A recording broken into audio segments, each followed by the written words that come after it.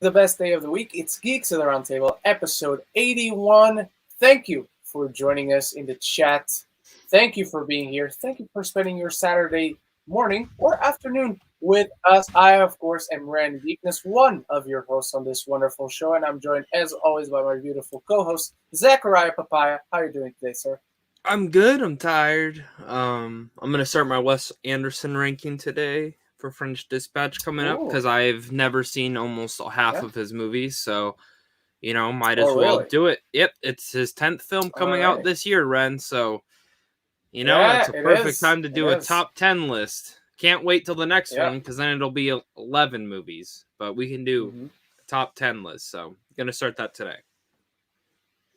All right, everyone. You know how this works. We're going to start by covering a few of the news from the week. We're going to start before that with our weekly ranking, and eventually we make our way into your live questions. There's three ways of asking live questions. You can either just type them into the live chat, and we'll do our best to get to them as fast as possible, provided they're appropriate for the show. Or you can support the channel while you ask great questions by going through the tip link in the description or through the super chat feature, which of course always helps the channel. Speaking of helping the channel, if you want some exclusive content for you and kind of decide what comes out to the channel, you can now become a member. So go through the main channel page, and after the community tab, there should be a membership tab, and see any of the rankings. Yes, if any of them is for you. Should you be interested in not only having exclusive content but supporting the channel, there's something for you there. All right, let's go into our weekly ranking. And Zach, this was a good week, I would Yeah, say overall. I think yeah.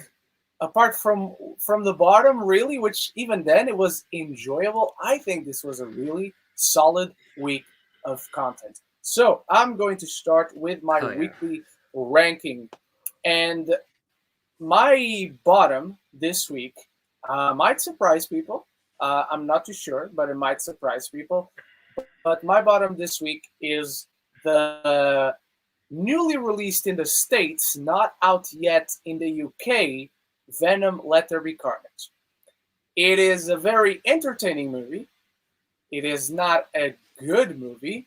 It does mostly, no, in fact, I would say it does everything it does better than the first film did. So I'll leave it at that. And yes, post-credit scene is the one thing everyone on the topic thinking about. But again, it has not been released everywhere, especially here in the UK. So we're going to make that post-credit scene the main topic 2 weeks from now when it is released over here, and as the London Film Festival comes to a close, and we'll talk about the London Film Festival in a bit.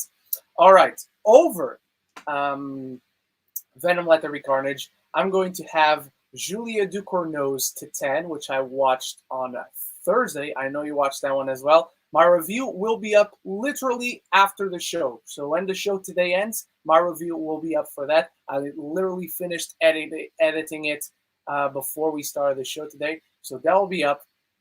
Very strong movie. In every conceivable way that you can interpret that word. Very strong movie. Over Julia Ducournau's Titan, I'm going to have this week's episode of What If. This was a really great episode of television. I really, really enjoyed it. Over there, I'm going to have Belle, Mamoru Hosoda's I'm really Belle, excited for or that one. as you might know over there in the States, I think it's called Belle, um, the Dragon and the Freckled Princess. Beautiful film, like Hosoda always does. This one doesn't disappoint. And when I tell you that the Beauty and the Beast element is kind of the weakest part of it, it's just a small part of it. The most the film does is in the real world with its own story, and I think it's gorgeously done. And your jaw will drop. If you're a fan of animation, your jaw will drop just looking at this film.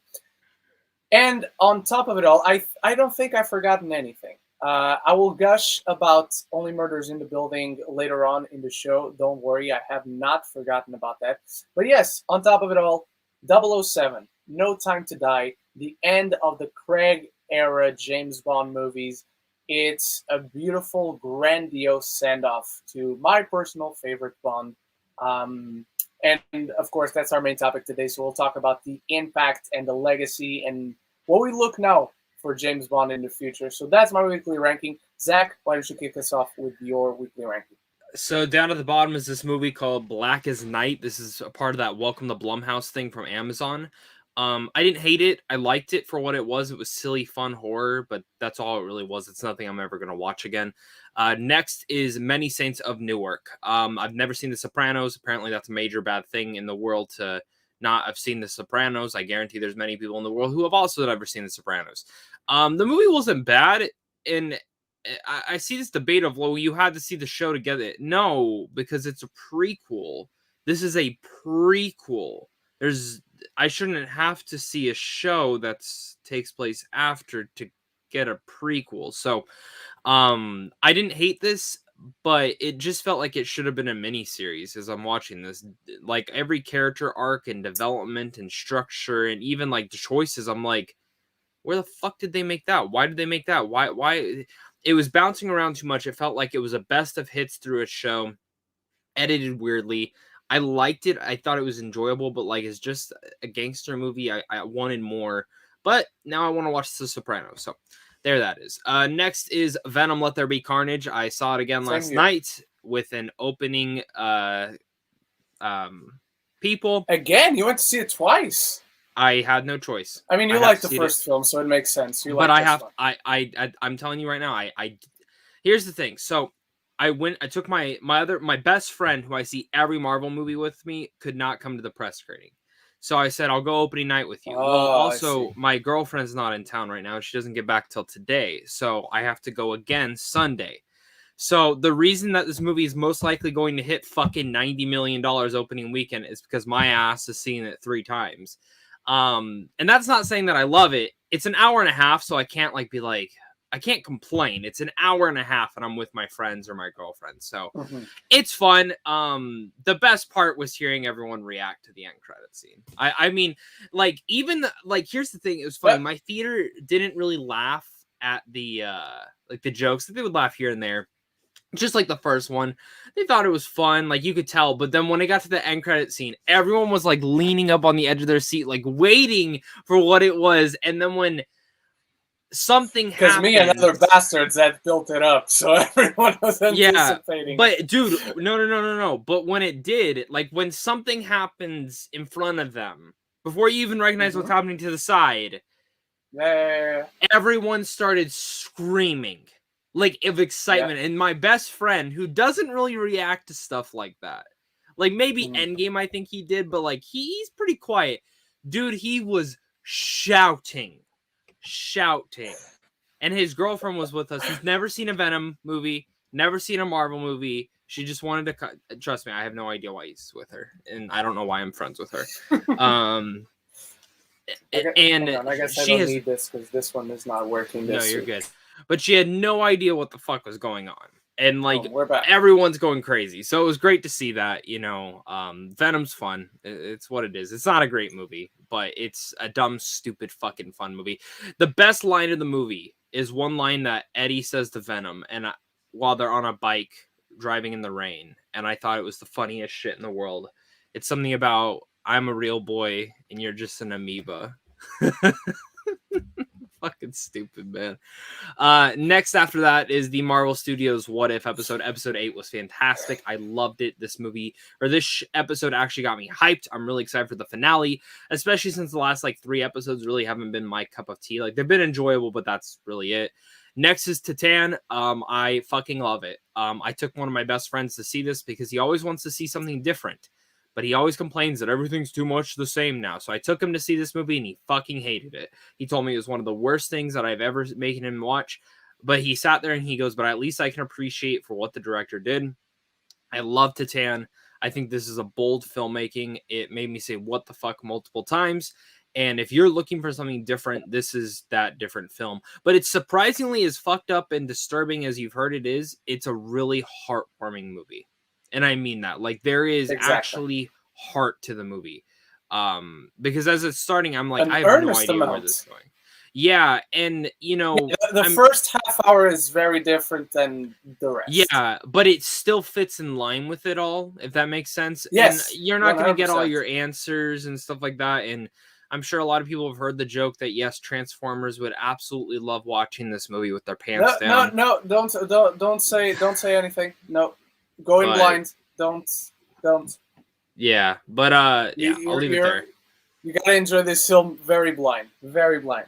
If you want to. Just know if you squirm easily, I don't know if it's for No, you. you totally should. It But you totally should go in blind. Like Zach, the only thing I knew about the 10 going in was that a father reunites with his long lost son after a series of unexplained crimes. Oh. That's all I knew. This That's is all what you should know. I knew that joke, and I knew you know the other parts. Yeah, you know the other. No, I didn't. I completely forgot about that going in. Oh, okay. Yeah, so I was happy I didn't see that. Because I remember once something happened, I was like, oh yeah, I remember reading that fucking headline. But yeah, my number one is No Time to Die. It's fucking perfect. I can't stop thinking about it. This is what sucks about living in the United States this week is we got Venom, not No Time to Die. I would have loved to have seen No Time to Die like 3 more times. This see it is again my tonight, baby. Good. It's my 3rd favorite film of the year right now. You know, it's in my top 10. I don't know if it's number 3, but it's in my top 10.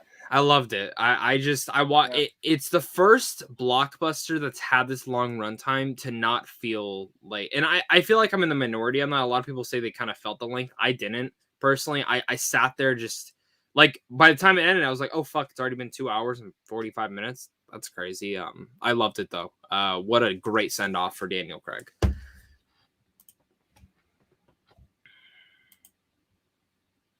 So definitely. Alrighty, let's then go into our first main topic. And our first main topic, ladies and gentlemen, it's a Star Wars topic.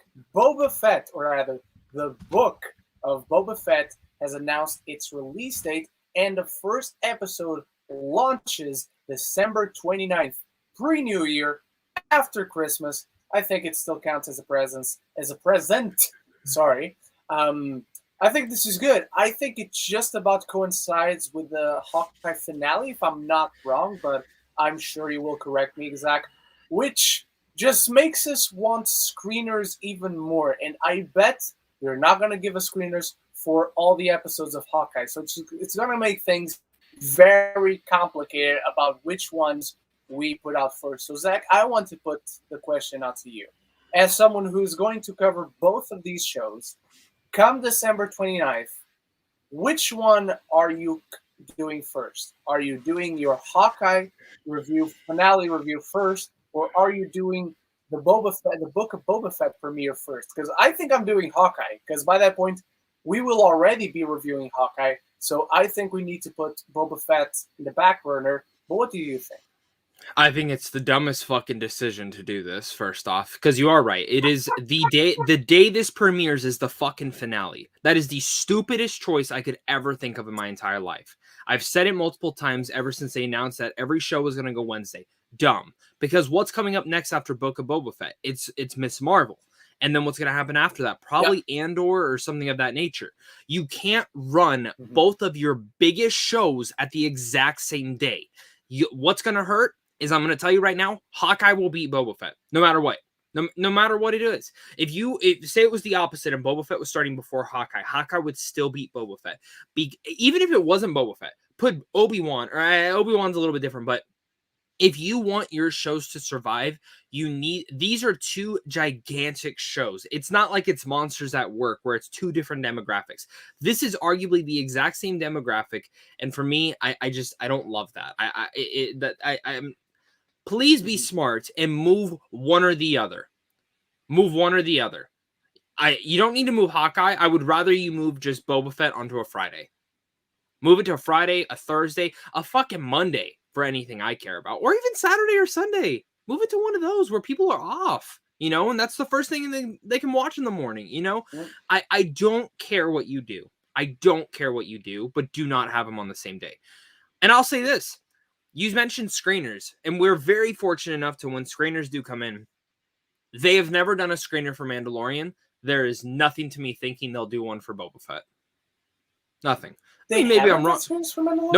Nope. The first season they did the first 2 episodes for like 10 people, And that was it. The second season, no screeners whatsoever. No screener. No one got a single screener. They literally decided last minute it doesn't matter because the show is going to sell itself. And they're not wrong. They are not wrong.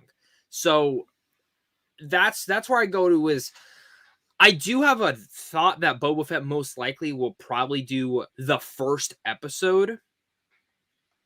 But then it just goes down to my worry in the future. What happens when you do have both? So you asked me if I have to choose, I'm going to see how my Hawkeye stuff's doing. If Hawkeye's going really well, I'm going to do the Hawkeye finale. Now, if it's not, and it's like, you know, kind of how Falcon and Winter Soldier was really up and down, I'm going to do Boba Fett first. That's it. Because Boba Fett's the new show, and arguably, more people will be doing the Hawkeye thing. So I'll probably have a better chance of doing Boba Fett. So it's tough. Yeah. I absolutely hate it, though. I absolutely hate it. And I'm not just saying this as someone who is like, well, Zach's only complaining because he's going to have to stay up past midnight to watch 2 shows instead of 1 and edit. Like, yeah, that's part of it. But also it's because of I love Star Wars and Marvel, and I don't want them fucking fighting against each other. You don't release a Star Wars movie and a Marvel movie within a 2-week span. We've seen what happens to that. Remember Solo, a Star Wars story, released right after Infinity War? Yeah, let's remember that one. Let's remember that one. So I hope Disney, I hope someone at Disney is like, noticed this finally, and they're like, well, we fucked up. We shouldn't have done that. Just saying. Maybe they move Hawkeye up like 1 week. You know, you could do that because you know what also comes out the same day as Hawkeye out here, the day of its premiere. Do you know what movie comes out, Ren? Because you know how they said they wanted to like do it on Wednesday so it doesn't coincide with the movie releases. Do you know what movie? Encanto. Fucking Encanto. One of their big Disney animated films. So that just goes to another thing of it all. Sorry. So stupid. Put it on Friday or Sunday. I definitely get that because it's complicated. Like even for people who are just watching, even for a general audience kind of thing, you gotta choose. It makes things complicated. I don't know. I get when they announced this thing of everything's going to Wednesday. I was like, okay, everything Marvel is going to Wednesday, but then eventually they announced that everything like.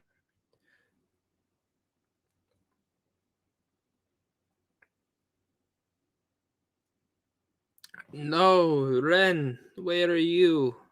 Where are you at?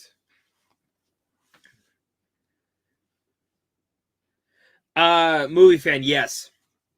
Andor is like 16 episodes long. I think it's more to 12 if I'm wrong, but it is long. I'll start taking questions while we're waiting on Ren. Unless they have some sort of strategy. No, it's going to be the exact same time. It's not smart. Even if it was different times that they were releasing, you still don't do that because it's just not smart. You've trained people that midnight is the night of releases. It's dumb. You need to do both. Ren's stuck in the Matrix, I guess so. I have to agree with that. It either should be on a Friday or Sunday. I agree. Like, just do Star Wars. Like, leave Star Wars dedicated shows. You've already trained your people that Friday. And then do Marvel for Wednesdays. Oh, welcome back. Someone said you got stuck in the Matrix. Is this true? Oh, sorry. And now it's not working. Because I don't know how. I just want everyone to know I broke my closet door right next to me. It's broken. I punched it open. Hell yeah. Because I don't know what the fuck is going on or what the fuck it is going on. But internet seems to be a fucking cunt today. So yes, I'm going to fucking swear a lot because I'm pissed. Because there's no reason for this show not to be working. I'm losing my fucking patience already today. Okay, I'm back at the beginning. Sorry, Zach. I just want to say that I agree with you. I think it's a dumb decision. That they're putting all of the big things on the same day. Put Star Wars in a different day. I legit do not give a shit what day you put it on. Just to put Marvel and Star Wars on the same day. It doesn't matter. Yeah. Some people only have time to watch one show. Literally. So yeah.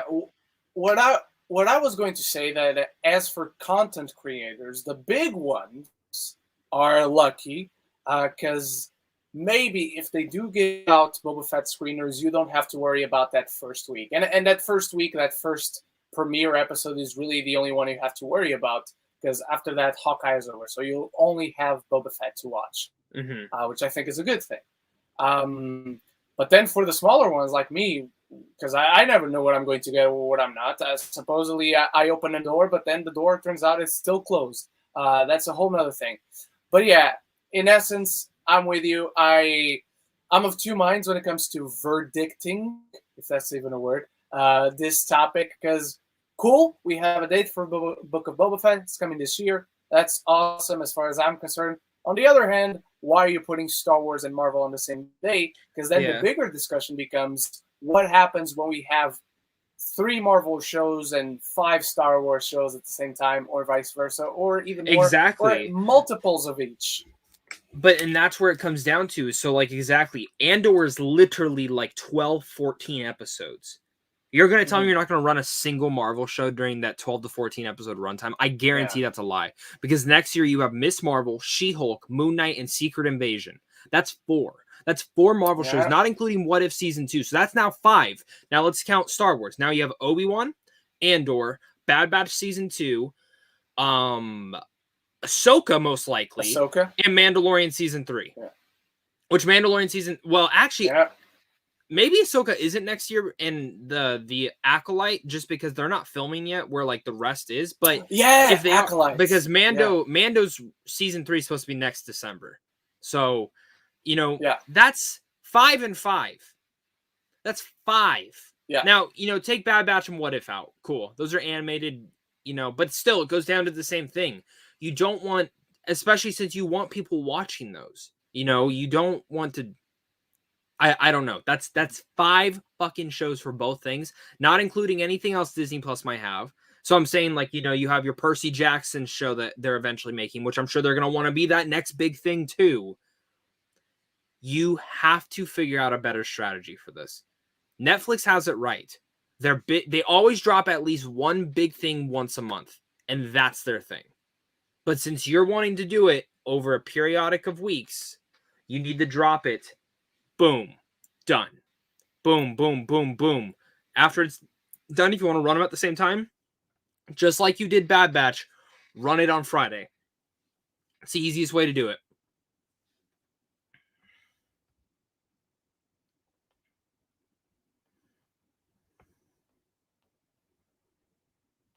All right, and it looks like Ren is gone again, so he's stuck in the Matrix, everyone. We're going to continue the show from here right now. I'm going to get to the next topic so we have time for your guys' viewer questions.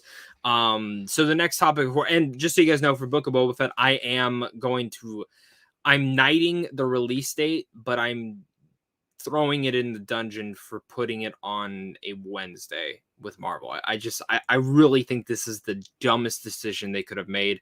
It's why they moved Loki away from Bad Batch. So I'm hoping they decide to make the changes, they moved Bad Batch. They moved Loki away from Bad Batch. They didn't need to, but they did, and that's what they should be doing again. Ren, I'm going to move us on to the next topic. Yes, before we do, I know we forgot the weekly rankings. I know Movie Fan had his down there, but the StreamYard live chat isn't going up anymore, so just type it in again. We're going to start now with Joe Fletcher. And if anyone has their weekly ranking in before Joe Fletcher, please feel free to type it down again in the live chat. All right, so Joe Fletcher, weekly ranking, number 5, episode What If episode 7, so last week's episode. Number 4, Spectre. Number 3, What If episode 8. Number 2, No Time to Die. And number 1, Skyfall. I actually did watch Spectre and Skyfall as well this week. I forgot to rank those, but Skyfall would be my number 1 too. I agree with this ranking. Mine would be the exact same with those 5 films and TV episodes. What about you, Zach? Do you agree, disagree? Would you move anything around? I agree with this. I agree with this. Right. I'm just curious, Joe, have you not seen Casino, or did you watch it last week? Maybe he watched last week. Jico EP, my weekly ranking number 13. Venom, number 2. Dear Evan Hansen, oh boy. Number 1, Venom Let There Be Carnage.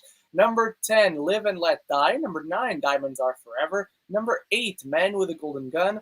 Number 7, On Her Majesty's Secret Service. Number 6, You Only Live Twice. Number 5, Dr. No. Number 4, From Russia with Love. He's binging all the Bonds from the beginning. Good man. Number 3, Ted Lasso. Number 2, Goldfinger. And number 1, What If Episode 8. So a lot of love this week for What If. Everyone, I think it's unanimous that I've seen only people who've loved this episode. I think this one turned things around. It felt, it felt like? I read a rumor that it was rumored that they actually moved around Thor and Iron Man's episode out from the beginning and towards the back half. And what is Iron Man's episode? It was the Killmonger episode. Yeah. Oh yeah, the worst episode. Yeah. So a leaked list came out earlier this year that had the order, and the order was correct except those two. Those were in the earlier in the beginning, like maybe episode. Maybe it was a production thing. So maybe, but you're gonna tell me the two most boring episodes. I think they pushed. I don't think episode 7 is boring. I don't think it's one of the best. But no, I'm just saying, like, but week wise, like, because I've talked, like, I have a bunch of friends who are just general people. Stop watching the show because of those two episodes. They got the Killmonger one, wasn't the biggest fan of it. Got to the Thor one, then they're done. And I told him, no, you gotta watch this next one. It's actually better. I definitely get stop watching from the Killmonger episode. But anyway, Zach, take us into the second. All right, guys, we've been saying it, and someone has won a lot of money. Scarlett Johansson and Disney settled the explosive Black Widow lawsuit. Of course, this comes from the Hollywood Reporter. And, as we've talked about, like 2-3 weeks in a row, we have this as like our main topic because more stuff kept coming out. Disney, Johansson has won. We'll talk about the money amount in a second, but we knew this was going to happen. We knew she was going to win. There was no way in shape and form. Now, she is happy to have resolved our differences with Disney. This is what she said. I'm incredibly proud of the work we've done together over the years and greatly enjoyed my creative relationship with the team. I look forward to continuing our collaboration in years to come.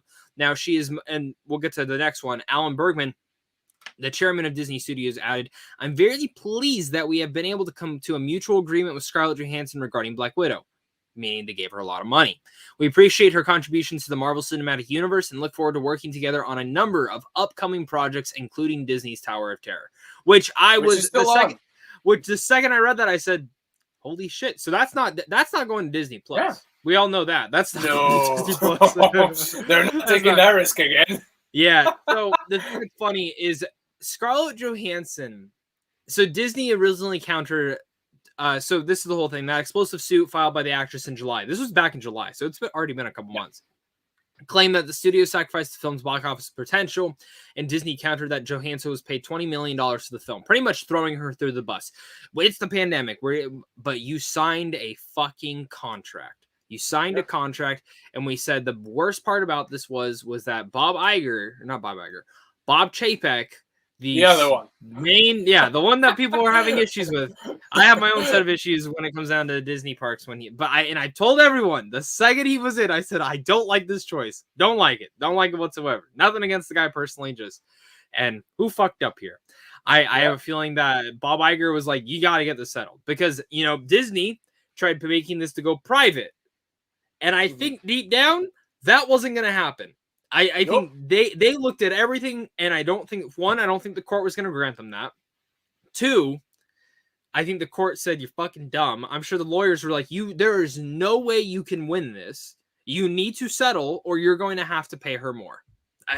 That's all that was just going to happen, And then the last thing I want to say, you know why they wanted this to end as fast as possible? Because they already have another lawsuit on their hands with the Marvel stuff going to the back to the writers. But that one they're suing. Yes, but do you know who is representing them?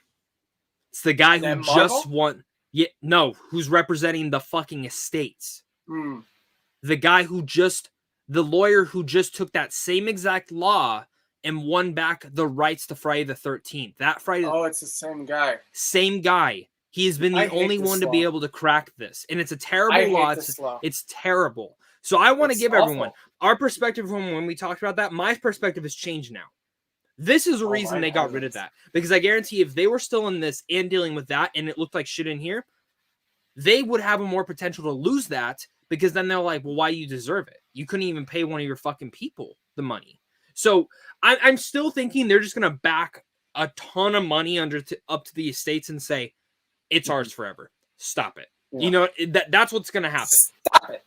Because it's not like the Friday the 13th thing where it's like, Friday the 13th has made a ton of money overall with like merchandise and stuff like that. But when it comes down to the end of the day, you know, the movies aren't almost hitting $1 billion per film. Like, you know, so they're going to be able to backtrack a lot of money to them and do whatever. They won't lose the MCU. I know it's scary for a lot of people, but this is just something to think that Disney could potentially lose that one, because this lawyer came into the Friday the 13th one and won it. That has been in contention for like almost, it feels like 10 years now. It's insane, but this is huge. And just so everyone knows, Scarlett Johansson got what, $40 million? Is that what we talked about yesterday? $40 million plus, I guarantee, more stuff for movies. Yeah. More guarantees. Like 100%. Yeah.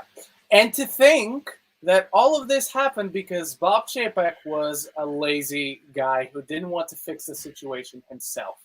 We learned a few weeks ago, at this point, maybe a month ago, that there was like this big gathering of executives and lawyers and whatnot, and agents and all of Hollywood elite.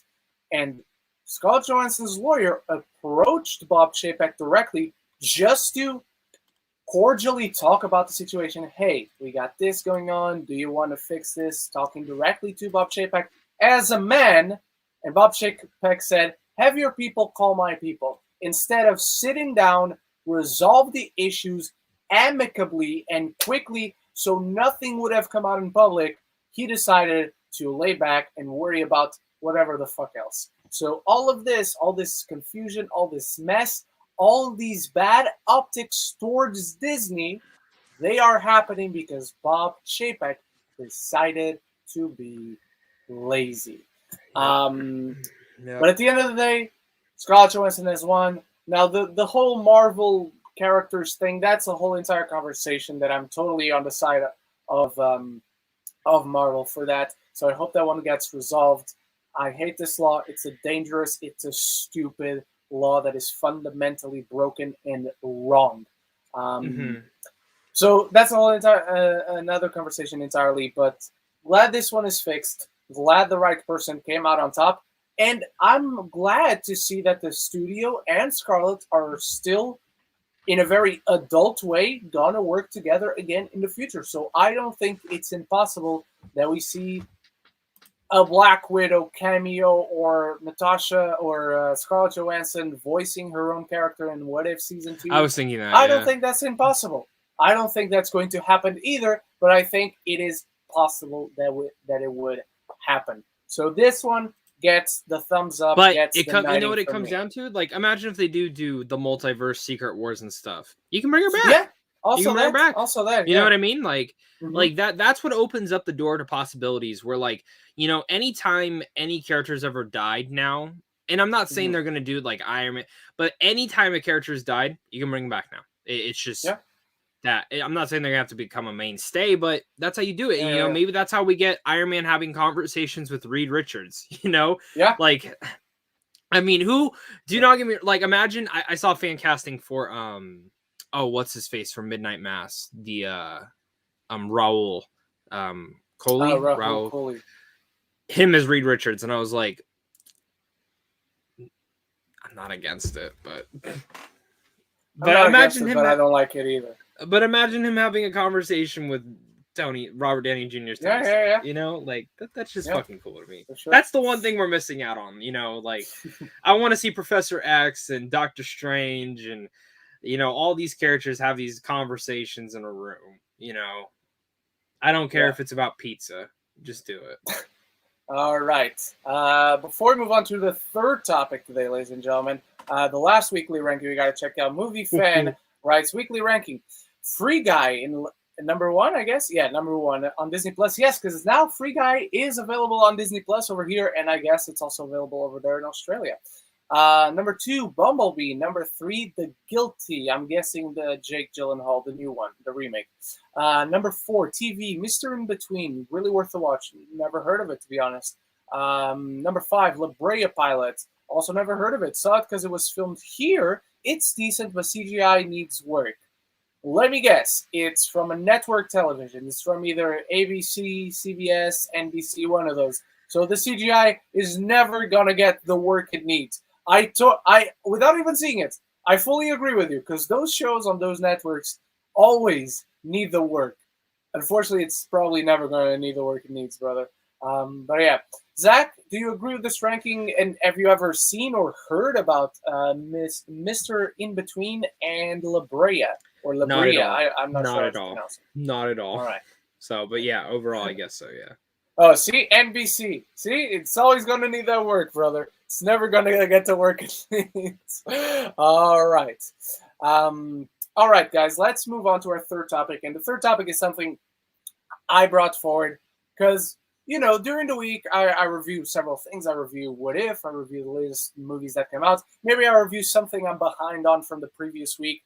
For the next 2 weeks, or rather 10 days, starting this upcoming Wednesday, I'm going to be covering the London Film Festival. So a few things are going to be needed to shift around. So my What If finale review is going to come a lot later in the day, much like this past week, my episode 8 review came a lot later in the day because I was watching Belle in the morning. I wanted to take care of that.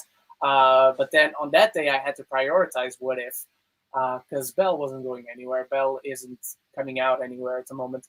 So I want to let you guys know what this schedule is going to be more or less like in these next 10 days, starting on Wednesday the 6th. So on Monday, we're going to have a regular day. Maybe I'll review something. Maybe I won't. Depends on what comes out, what screeners I get or whatnot. Tuesday, same thing. I don't think I'm going to be seeing anything new or early in those 2 days, but maybe I will, and I'll let you know. So starting Wednesday, of course, you are going to have a What If final episode review, and maybe I will have a ranking on the weekend for the What If series because you guys enjoyed the Star Wars Visions ranking. And so on Wednesday, I'm going to be reviewing The Harder They Fall, which is going to open the festival. On Thursday the 7th, I will be giving you my review for Spencer because I am finally watching that. Yay! On Friday, I'm going to be watching. Let me see if it's on Friday. On Friday, I got nothing. So Friday will be a regular day because the big film on Friday is The Souvenir Part 2.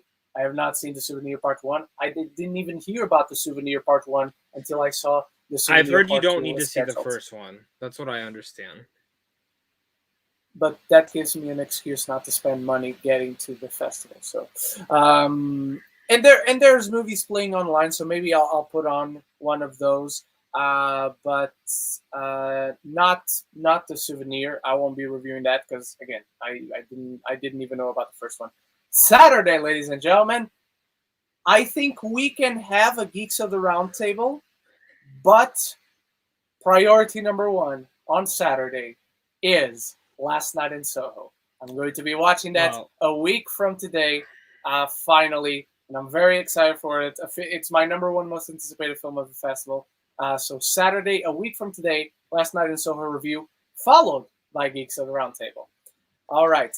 On Sunday the 10th... I need to say something. Yeah. I won't be here. I'm seeing Dune. Oh, shit. So I guess there won't be a Geeks of the... Well, I mean, you can... Yeah, I was going to say you could get someone. You could ask Patrick and see if Patrick I'll get someone. So if I have your blessing, I will get a that's fine because I was thinking I was like maybe I could do it, but the second Geeks of the Roundtable goes up, I'm on my flight back. Yeah, that's no why. worries. So if I have your blessing, then I will. Yeah, that's have fine. A co-host. I would rather the show not go on. So okay, because I was like thinking I could do it from my airport, and then I was like wait, I'm in New York. That's 3 hours ahead. I'll be on a flight. I'll be on a flight when he's live. So next week I will be with someone else talking about Last Night in Soho and whatnot. On Sunday, ladies and gentlemen, The French Dispatch. Cannot wait to review that one. And so far we only have a movie a day. But then we got 2 movies on Monday. Let me check if it is on Monday. Yes? No. No, it's not. On Monday we still only have 1. No, hang on. Where the fuck is Monday? Okay, I skipped 2. So Sunday is The French Dispatch, and that's it. That's the only one. On Monday, we got 2 movies. On Monday, we got The Power of the Dog. I'll be reviewing that. And yes. finally, Zach, Mass. So 2 movies yes. on Monday the 11th. The Power of the Dog, followed by Mass in the afternoon. Well, afternoon for me. You guys don't have to worry about afternoon or morning or whatever. Just make sure you're subscribed and have the notifications turned on. On Tuesday the 12th, Belfast, Kenneth Branagh's latest film, which won the Audience Award at TIFF. It's making all the rage. Dude, it was every just movie's delayed. There. What the fuck? It was just delayed. Over here, Over here, Belfast has been delayed to February 2022. So that one only shot up my anticipation and my eagerness to watch it on the festival. So that's on Tuesday the 12th.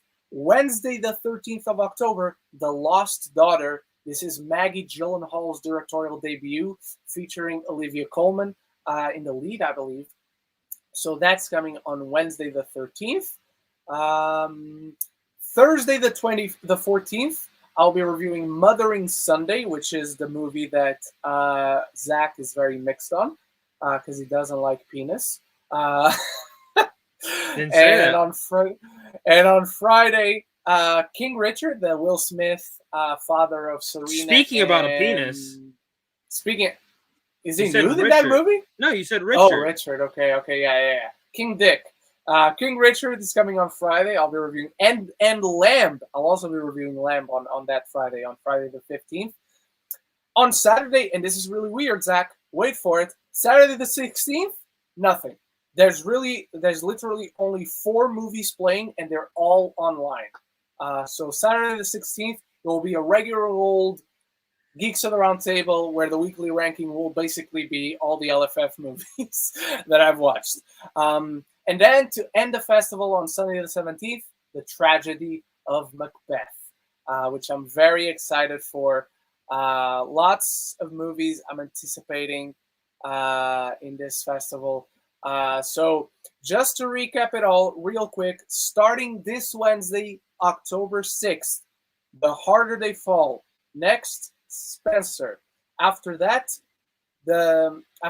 nothing. On Saturday, a week from today, Last Night in Soho, The French Dispatch, The Power of the Dog, and Mass on the same day, Monday the 11th of October. On Tuesday, Belfast from Kenneth Branagh. On Wednesday, The Lost Daughter. Thursday the 14th, Mothering Sunday.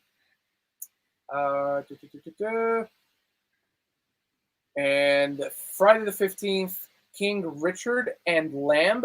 And on Sunday the 17th, The Tragedy of Macbeth. So almost every day there will be a review from the festival. If I don't have a review for the festival either on that one Friday or the Saturday after next, I'll have something. Saturday we'll have Geeks at the Roundtable. Friday I'll get something for you guys, not to leave you hanging. Don't you?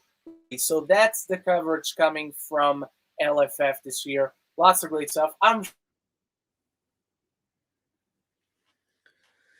out again. So I'm sure I'll even watch some of the things that I don't even realize I'm going to watch. I'll be at home a lot, and there are a lot of films playing online. So is there a good selection, like of the bigger movies, or no? I'm just curious to see how this. No, none of the big ones are online. None of the big ones. Like Mass is online and Lamb is online. So those are not the big ones, but I'm very much excited for those. I see Lamb excited Monday for those than I am for some of the big ones. Now, guys, here's my schedule since I can't attend the London Film Festival because I can't fly out there. But so this week I'm seeing Lamb on Monday.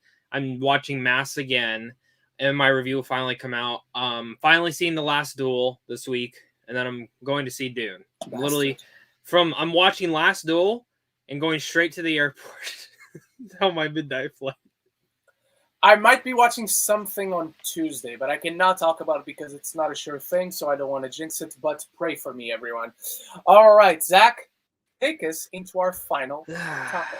Guys, the final topic today, we are talking about Ren has been casted as the next James Bond, so we got to speak about this. We've been saving the news. Daniel Craig picked him out himself, saw him in his suit, and said, I want him to be the next James Bond.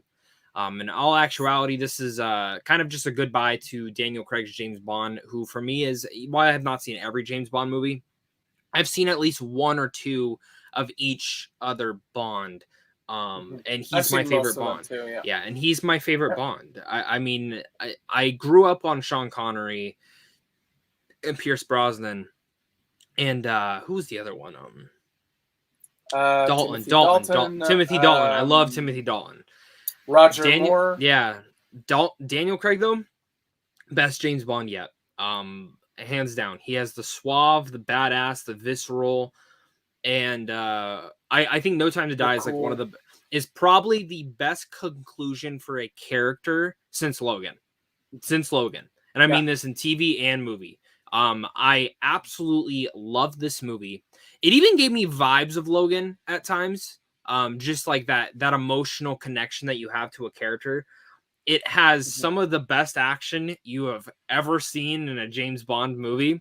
There's one scene that's dude. There's a one shot. So I was sitting there waiting because Cary Fukunaga is known for that. In Maniac, he had one, and I was sitting there waiting. I'm like, he's got to do one. He's got to do. But you know who the cinematographer was? Who was it? It was I can't remember the name. I'm forgetting his last name. It's Sebastian something, but he's the guy who shot First Man, which obviously is not known for the action sequences, but still, you look at how this film is shot, and you're like, oh, that's the guy who shot First Man. Yep. Yeah. Yep. There he is. Yeah. No. Also, just I want to do a breaking news thing real fast and get your thing to this. Venom: Let There Be Carnage almost hit 40 million on its first day. Holy fucking shit. That is that's huge. That's huge. Yeah.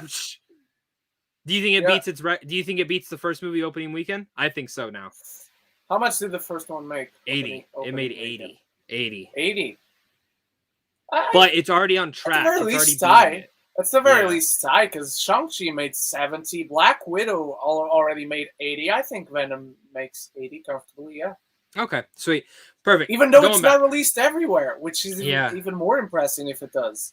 Yeah, so, all right, going back now, just speaking a little bit more on this, I think this is just, again, such a great send-off. I'm stuck. It's not my favorite of Daniel Craig, because when I did my rewatch, I've always been a Casino Royale #1 guy, but Skyfall fucks so goddamn hard. Oh my god, it's my favorite It's my favorite right now. I'm doing a ranking of James Bond next week of Daniel Craig's, and I was And I didn't finish them all in time. I still want to do that, and I'm planning on doing that early next year. But I do want to say this is I'm going to rewatch them one more time this week before I rank it, because I want to really feel, because right now my ranking is Skyfall, No Time to Die, Casino Royale. I love No Time to Die that much. Like, I love the villain. It's literally Dr. No meets Skyfall. Like, that's how it made me feel watching it. Like, and I love how classic it was. That's the film for me. I love I can never say her name right, but the love interest, Madeline. Leah Seydoux. Yeah, just awesome. The movie starts fast and it just fucking powers through there. I was very and it's my favorite. It's my favorite kind of movie in the sense that the way it begins is so completely different from the way it ends. It feels like you were in this entire big, massive, epic journey. And I love it. That's my favorite kind of movie. When it begins one way and then it ends so much bigger. Arguably the biggest James Bond film, I think, on that kind of scale. So. Because pretty much what this movie is I know not everyone liked Spectre. I liked Spectre. I didn't hate it. I liked it. I just rewatched it this week. I liked Spectre. Yeah, and I just watched it for the first time, and everyone had talked shit about it for years. And then I watched it, and I'm like, it's not bad. I mean, is it as great as Skyfall? I will say this. Skyfall, and then it took a big downgrade for Yeah. Spectre. But Spectre is still a solid, Yeah, good like movie. it's a solid I was gonna say really Bond good. I don't film. think it's really Same good. same with Quantum. Like they're both just solid Bond movies. There is Quantum, I'd say is even. Quantum is just it's Quantum I don't like watchable, as but it's much. mundane. Because Yeah, even but the action in that one is not well shot, and that no, takes a it's lot not. away from it for me. But like Spectre for me, it's not. This is not half the movie, but like the first 25% of it is an epilogue to Spectre, Mhm. and then the rest is the rest of the story. But this movie made me appreciate Spectre more than I thought I would. And I'm happy for Hmm. that because the stuff they do, like you've seen Blowfields in the trailer and stuff like that. So I just like how connected it was, and I really like this. I'm in love with this movie. I love Daniel Craig, and Mhm. I'm going to miss him as Bond. And I really, really am. I can't emphasize enough how upset I was by the end that I was like, fuck, that's it. That's it. And Yeah. I hadn't heard the Billie Eilish song yet until the movie. What? I didn't want to. I didn't want to hear it. I didn't want to hear it How before did I you saw the. escape it though? I don't know. I just didn't listen to it. Okay. I didn't want to listen to it, and I'm I just think happy. it's fascinating that you were able to escape it. It was everywhere, but I just chose not to watch Yeah. it and listen to it. But I Okay. gotta say, I'm happy I didn't because that song, listening to it for the first time, set the entire mood for the film when it pops in. I'm like, oh, that's great. I'm not a Billie Eilish fan. Like she has a Neither am I. great voice. I Obviously, she I don't does. think she does bad music. It's just not my type of music. I really like her song, and then watching it at the opening credits of the film, it sets up the tone of the film so well, and it fits so well with the opening scene that comes before it. So I talked a little bit about this in my review, but this was my 00 for my generation. Like this was the first one I watched in the cinema. This was the first one that came out after I had a notion of what James Bond was, because I started with the Pierce Brosnan ones. I honestly never got that much into them. I couldn't tell you which ones my father tried to get me into, but he tried one or two of the Pierce Brosnan ones.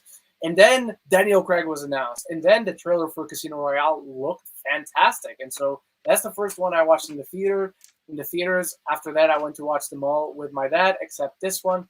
No, in fact, I didn't see Skyfall with my dad, and my dad still hasn't seen Spectre. So when I go home later this year for the holidays, we're going to marathon all five of them. But this was my James Bond. those times a day.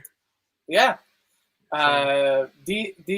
Was my James Bond. This is my favorite person to play the character. He has refined all the best qualities of each of the Bonds that came before him. The ruthlessness and grittiness of Connery, the charm, suaveness, demeanor of Moore, and the just natural charisma of Pierce. What elevates Daniel Craig for me personally above Pierce is that Pierce Brosnan gives great performances as Bond. I just never saw him as anything other than a performance. To me, Daniel Craig is Bond. He's not giving a performance. That's the level that he reaches beyond all the other ones that came before him. And I love this Bond because, for better or worse, with the ups and the downs throughout his film, Zach, it actually has a journey. Obviously, this comes with times changing and with movies being made different, but there are references in the other runs of actors But playing this one Bond, is but there's straight. never You a gotta see 'em all. seamless sequence Yeah. from Casino Royale to Quantum, which I don't even like. It's watchable. I don't hate it, but I don't even like. To then Skyfall, to then Spectre, and then all of this film, No Time to Die, and all of his performance in this film, No Time to Die, is all informed by that journey, that arc that he took throughout all these 5 films. To me, it's a beautiful finale because it is a finale. It is a finality to all of this grandiose story that Yeah. Bond took upon himself on these 5 films.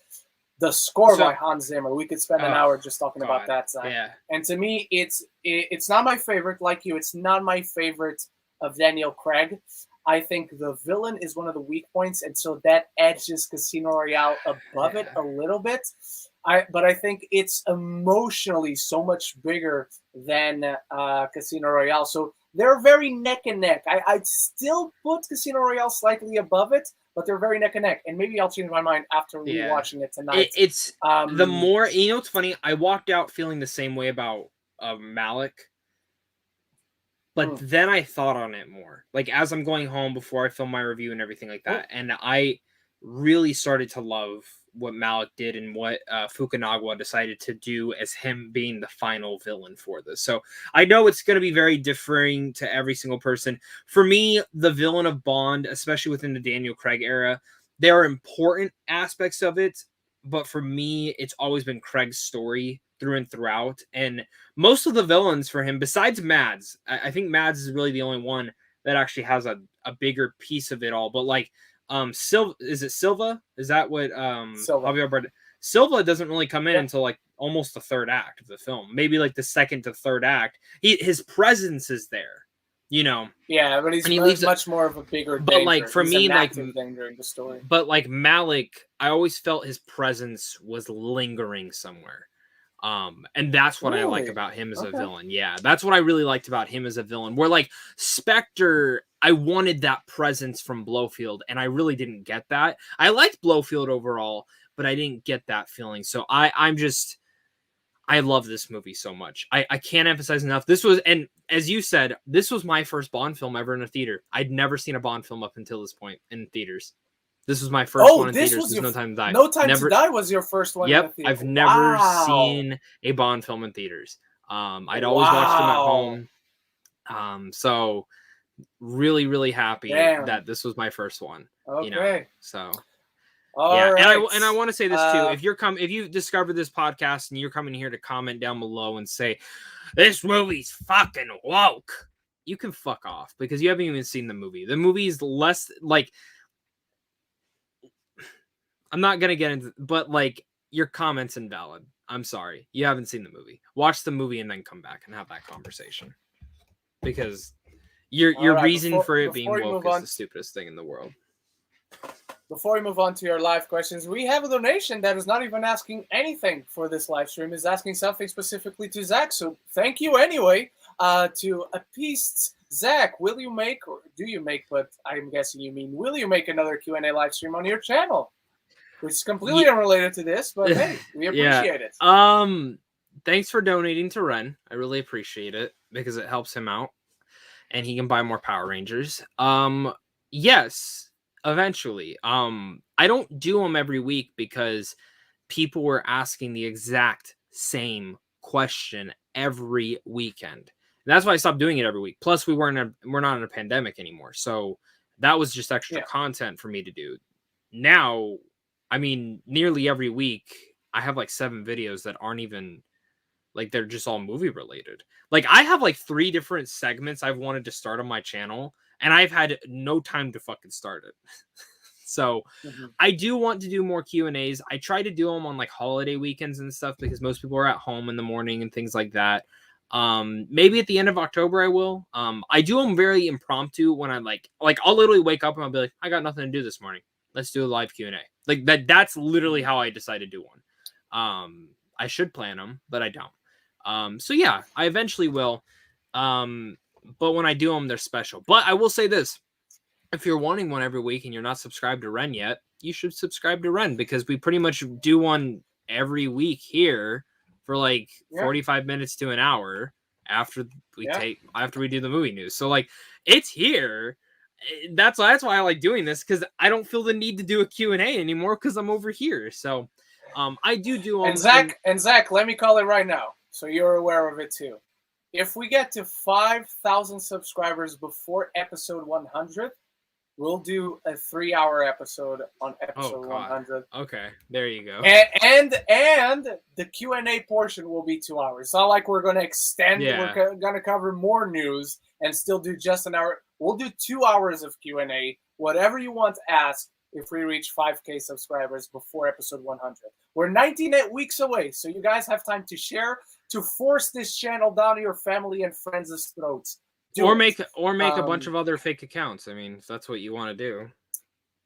I mean, don't do that because I want the accounts that are subscribed to be interacting.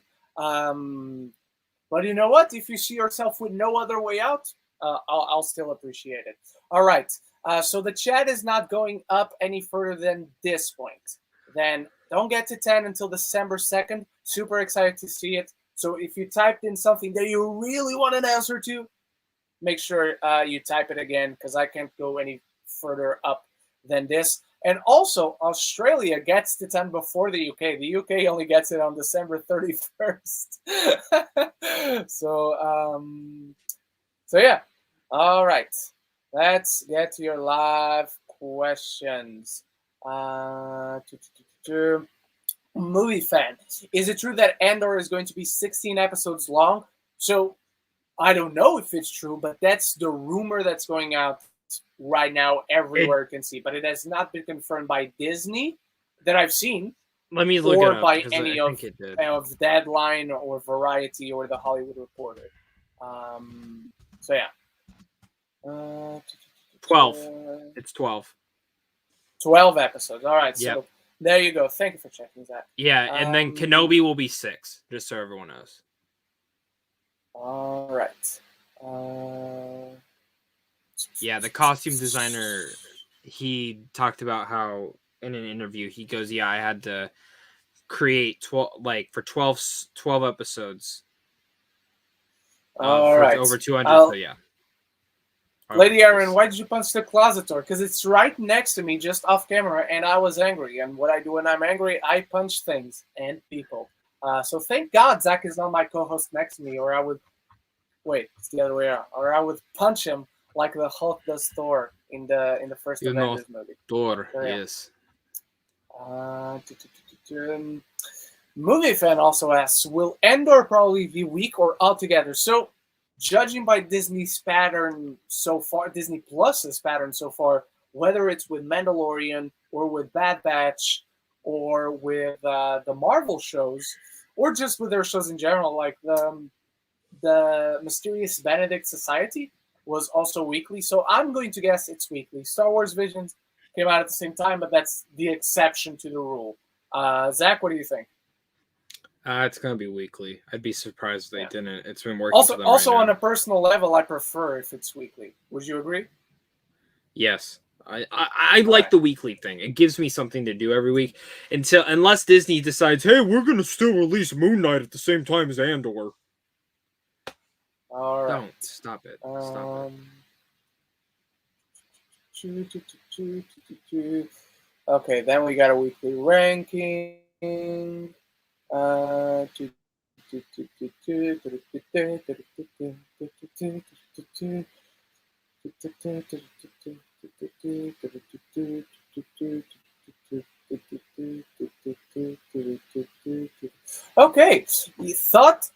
though I do think... Okay, so this is probably... GLP is maybe referring to the fact that we talked about Scarlett Johansson maybe coming to voice her character in the What If show. Zach, what do you think of Lake Bell's job as Black Widow, voicing Black Widow thus far in the show? It's not bad. It's good. I just think when it comes down to a lot of these What If things, some of the voice actors I wish sounded like they got impressionists to voice and actually make it sound like... So like Ross Marquand, who did Red Skull for Infinity War and Endgame, actually did Ultron this week. Yeah, I know. So, and he did a decent also did job. Red Skull for the first episode. Yeah, so, and Captain that's where I go to is like, I have nothing wrong with this. Sometimes it's a bit distracting. Like, I think Tony Stark's is like the most distracting out of all of them. It does not sound like Robert Downey Jr. Dude, it's the most distracting one to me. So it's just big. I'm going to have an unpopular opinion then. Yeah, say it. So Lake Bell I think she's doing a really good job. From the beginning, I knew it wasn't Scarlett Johansson, even when we got the screener, Zach, and she's in the third episode. And I was like, this isn't Scarlett Johansson, but this is really good because they're picking up what Scarlett created and doing their own thing. And it was Lake Bell, who's an amazing voice actress. She voices Poison Ivy in the Harley Quinn show. Yep, she is. She's really good. She's really good. And the Tony Stark one is also something that is at one point the first time. So on episode 3, I was like, is that Robert Downey Jr.? And then it wasn't, but I thought it was really good. The guy who voices Peter Parker, I thought he was Tom Holland in episode 6, Same. and then I saw the credits and I was like, oh shit, that's not Tom Holland. So then, when we got to Ross Marquand, who both, when he showed up in Infinity War, and we saw the Red Skull for the first time, everyone's mind was blown. The first time I watched Infinity War, Zach, when I saw the Red Skull and he talked, I was like, oh shit, they did get Hugo Weaving back. Turns out, obviously, they didn't, but that was an incredible, not only impression, but an incredibly imitation of how Hugo Weaving portrayed Red Skull. I loved it again in Endgame. I loved it again in the first episode of What If. When it comes to him voicing Ultron, it was distracting for me. Oh, because it was a really good impression of James Spader, but that's it. It was an impression of James Spader. I only always heard the imitation of what Ultron actually sounds like. So in that regard, that's the one thing I'll say, I guess. About can I be honest? I'm surprised they couldn't get Spader back. What the fuck is he doing? Me too. Like, it's not like he's going to ask for $1 million. He's doing Blacklists. I don't give a fuck what he's doing. He could have filmed it in his closet for all I care. Alrighty. Movie fan. I'm the fucking lizard king. Did you guys see that Letterboxd user who got quoted on a preview for The Last Duel? He got removed from it. Zach, you want to? Can I go deeper into this? So let me go deeper into this. Sure. I saw your comment and I went and looked it up, and it's true. But hit Letterboxd suspended his account. Oh. And Disney then took down that entire thing, which, thank God, which I got nothing against this person. I got nothing against him. Nothing. I don't know him personally. I don't know anything like this. But it absolutely pisses me off when I see someone getting views for something that I know they did not watch. And how I know he lied is because he saw Soul last year at the premiere at London Film Festival during a pandemic. He does not live in London. I couldn't even... Does he live in the UK? I don't think so. Okay. But he's always magically at every film festival. So Sundance, it was the same thing. So then I remember someone made a comment to him that was like, okay, so how are you at how did you see these Sundance movies, but you say that you live over here? Where like, even if you tried to use a VPN, it was not working. So it doesn't work. And then what? Then you went to Venice? You magically have 200 followers and you're able to get approved everywhere. That's fucking bullshit. Yeah. I'm sorry. You are a fucking liar and you deserve to get your shit suspended. Especially when you make a fake review for Last Duel. And you know, if it's real, make a Twitter post. I went. Post it. But when he had a YouTube channel, he was never showing his face. It was only images and just him voicing over, and it just felt like it was him repeating what other people were saying. So, Thank God. I'm so tired of these fucking liars, and especially him, because he would get, like, views on videos that were absolutely insane amount of views on stupid videos. And it just pisses me off because other people watch this shit, like you, me, and others in our fucking group, and, you know, it was just dumb. So, I'm happy he did. I'm happy. And I also, I don't mind them using Letterboxd at all, but pick a critic who actually did a review, not just on fucking Letterboxd. Yeah, because anyone can review things on Letterboxd. So it's not even... I don't even know who the guy is. So it's not even having anything against him up until the point where I know this stuff from Zach. But quoting something on your big promotional material for someone who wrote something on Letterboxd, it kind of takes credibility away. It could be Zach. It could be me. It could be one of the best-known critics around. But if you actually take their quote from Letterboxd, strains your credibility. But you know what? It's like the marketing person picking out the quotes went down Letterboxd, went, okay, I'm going to pick this review. Okay, they actually have a review. And then saw his and he goes, that's a perfect quote. Let's just say it's from Letterboxd. Yeah, exactly. But they also quoted his name. Yep. So yeah. Movie fan, Ryan will be seeing Nitram and Fires at LFF. Fires has a good cast. I don't know whatever either of those are, but if they're playing online, or maybe I'll take a look at the trailers after today's show, and if they interest me, I'll at least take a look at them. So thank you for putting those on my radar, because I don't recognize the names. So thank you, movie fan. Lady Aaron, speaking of reviews, Ren, why did you not wear a suit for your No Time to Die review? I was so excited to see you wear a suit. It's not worth it, honestly. I just wear the top part of the suit because you don't see the bottom part of my body. And it's very hot in here. I wasn't going to leave the house in a suit. So I wasn't going to come back, put on a suit just to sit down for 10 to 15 minutes and then take it out again. It just wasn't worth it. I love wearing a suit. If I'm going out and the situation calls for me to wear a suit, I'll wear a suit. Yeah, like just when me and Ren meet for the first time, we're both going to be wearing a suit. Oh, yeah, okay.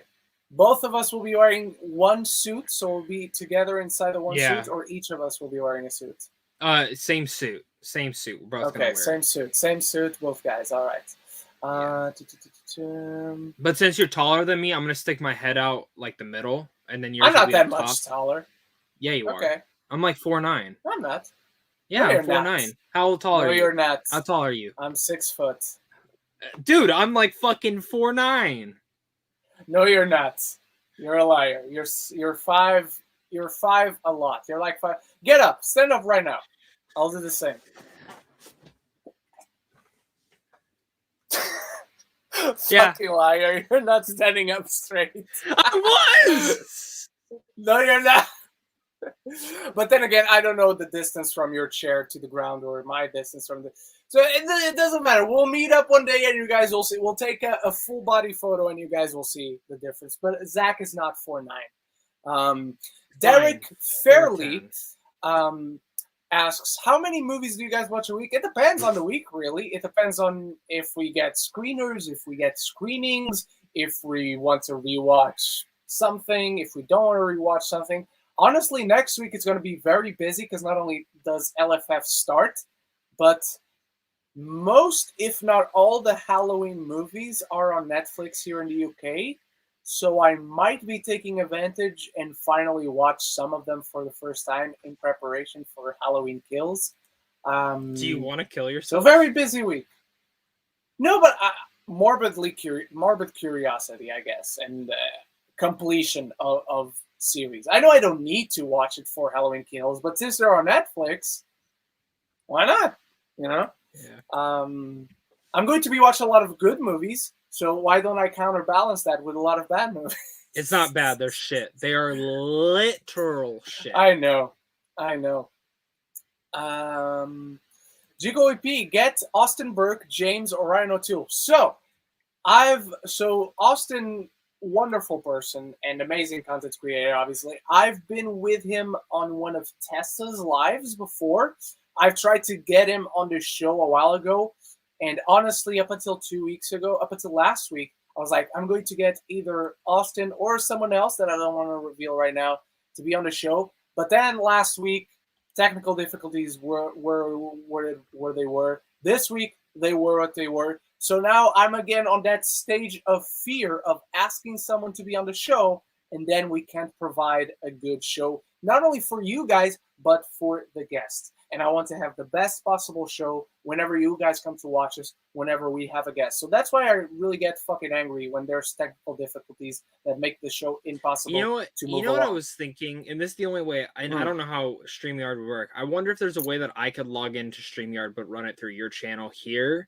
And then you there just is if I give you the password, I think. Oh, true. Yeah. I didn't even think about that. But I'm just like, I don't mind giving you the password to see StreamYard, but I think I would also have to give you the password to like the channel and all that. Yeah, and that's where like I turn on my channel on your browser, and because then you're just logging out of your channel and my channel and whatnot, and it just makes things unnecessarily complicated. I would trust you for that, but it's just way too complicated. But I definitely want to get Austin on the show sooner rather than later. James is someone I'm always ask James. Really tag James on a tweet right now and say, James, how many times has Rand asked you to be on the show? I ask him a lot of times to be on the show. He's either working or he's got other things, chores to take care of. He's a busy man. It's not like he doesn't want to be on the show. I love James to death. And I've asked him a lot of times. So these are all people I've asked at one point or another to be on the show. But now either it's because they can't, they're not available, or I'm now in that stage of fright that I don't want to have guests if I'm going to have all these bitching technical difficulties to get in the way. And if I can't be a good host for them, I'd rather not have them on the show without those guarantees. Because we used to do hosts. We used to do a guest every week. Yeah, and then I think it was the one with Anthony where both you and me were just. It was last year. Like you and me both could place. not like. I was in fucking, Portugal. No. We could not stay on here for our live. So we could not. So yeah. But great question. Great question. GKOP. All right. So this is all talking about the movies I'll see at LFF. All right. Lady Erin, what are some James Bond movies that you recommend that I definitely watch? I've only seen Goldfinger and Live and Let Die. So Goldfinger will definitely be one of them. Dr. No, the first one, is definitely one you should watch. From Russia with Love is definitely one you should watch. Then Goldfinger. Then the Roger Moore ones escape me. This is one of those times I wish we had a guest called Griffin Schiller on the show, or either on the chat, because he would be a very, very, very integral guest to talk Bond. So Dr. No, From Russia with Love, Goldfinger, definitely those three. From Roger Moore, again, escapes me. I would definitely tell you to watch the one Lazenby movie on Her Majesty's Secret Service. Yep. It's really underrated. Yep. The two Timothy Dalton movies, what are they called, Zach? License to Kill. Yeah. And The Living Daylights. And then the Pierce Brosnan ones, two of them are good, two of them are bad. GoldenEye is good, so GoldenEye, watch that one. Then I don't remember which other one from Pierce Brosnan is good, and then the other two are bad. So only watch half of the Pierce Brosnan run. And then, honestly, not all of them are good, but they actually have a story that encapsulates all five of them. So all of the Daniel Craig ones to then watch No Time to Die. So yeah, they're all enjoyable. All Bond movies, you don't have to watch all like, 25. I would say they're all enjoyable. I've seen one or two that are boring up until this point. Last year when I was binging them all, a few of the Connery ones I didn't care for too much. So yeah. All right. The person who did cinematography for La La Land, yes, he did for First Man, and GKOP also called it out for La La Land and First Man. Did for No Time to Die. Yes, First Man is the one I brought up. So yes.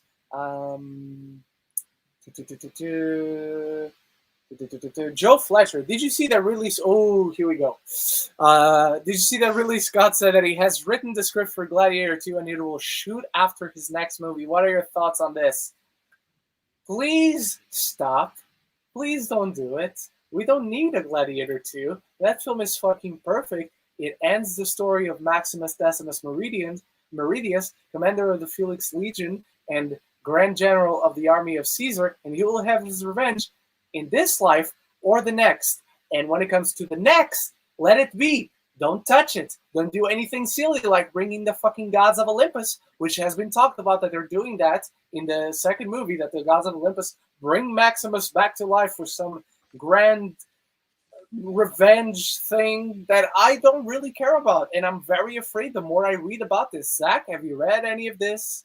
I didn't even know what the story was. I've just still been confused that he's doing a sequel to this. I mean, everyone who watches us knows my thoughts on Ridley Scott, which is surprising to why I'm so excited about Last Duel. Because it looks great and it wasn't written by him. Yeah, it was written by two great people. But even then, his directing is not. Screenwriters. His directing is terrible sometimes. So. I mean, you made Alien Covenant. I like that a lot. Yeah. So, I mean, maybe he makes it work. I don't know. Just why? And he made the first Gladiator, which is amazing. But you don't need a sequel. No, you do not. All right. Movie fan, should I watch Raised by Wolves? Never got a chance to see it. My friend, let me tell you something. If you have not seen Raised by Wolves, I don't know if that's good or bad because I've also never seen it. So Zach, have you seen Raised by Wolves? Nope. It's Nope. produced by Ridley Scott, not directed. Yeah. But it's curious that this question came after the last one. But yeah, I don't know. I never got a chance to see it. It's one I have on the back burner. Like, I should watch this show. I should at least give it a try. But it just hasn't happened yet. So yeah. Joe Fletcher, what's your guys' favorite Daniel Craig Bond song? For me, it's Billie Eilish's No Time to Die. So there are two answers for this. I think my personal favorite, because it's more within my favorite type of music, the music that I just listen to normally, it would probably be You Know My Name from Casino Royale by Chris Cornell. On the other hand, I think the best Bond song from Daniel Craig and of all time that just fits the tone of the film itself, but it just fits the world of Bond in general. It's from the best Bond movie, that is Skyfall by Adele. I think when it comes to, you want to talk about a Bond song that encapsulates everything, to me, that's what Skyfall does. And honestly, Billie Eilish's No Time to Die is very close to that. But like, I wouldn't put that song on a Skyfall, but I would put Skyfall on a No Time to Die. I would put Skyfall on a Casino Royale. I would put Skyfall on a Spectre and whatnot. So maybe I personally prefer You Know My Name, because just my jam, my kind of music. But I think Skyfall is the best Bond song. Zach, what are your thoughts?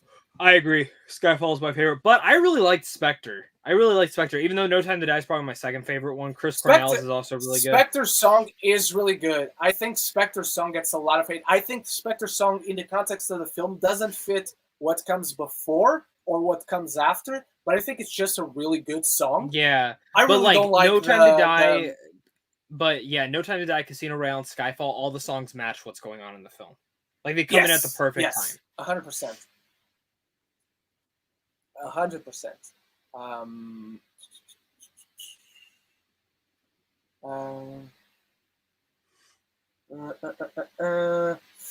Lady Aaron, so how's your day going so far, Zach and Rand? So the morning was pretty cool, actually. The morning was pretty cool. I just worked out, did my regular thing, recorded a review for Titan, started editing it, tried to beat the Valkyrie in Niflheim in God of War again. I'm always this close, but I always fucking lose. People say that's one of the hardest ones. It's not, because I at least get close to killing her in that one. Though the other ones in Midgard and all the other realms are much harder. So yeah. Half relax, half not relax, because then the Valkyrie gets to a point where it annoys me and I have to turn the game off. And then the technical difficulties on the show. Zach, how about you? How's your day going so far? I mean, I started my day with this. I didn't do anything else. I literally woke up every morning. All right. We're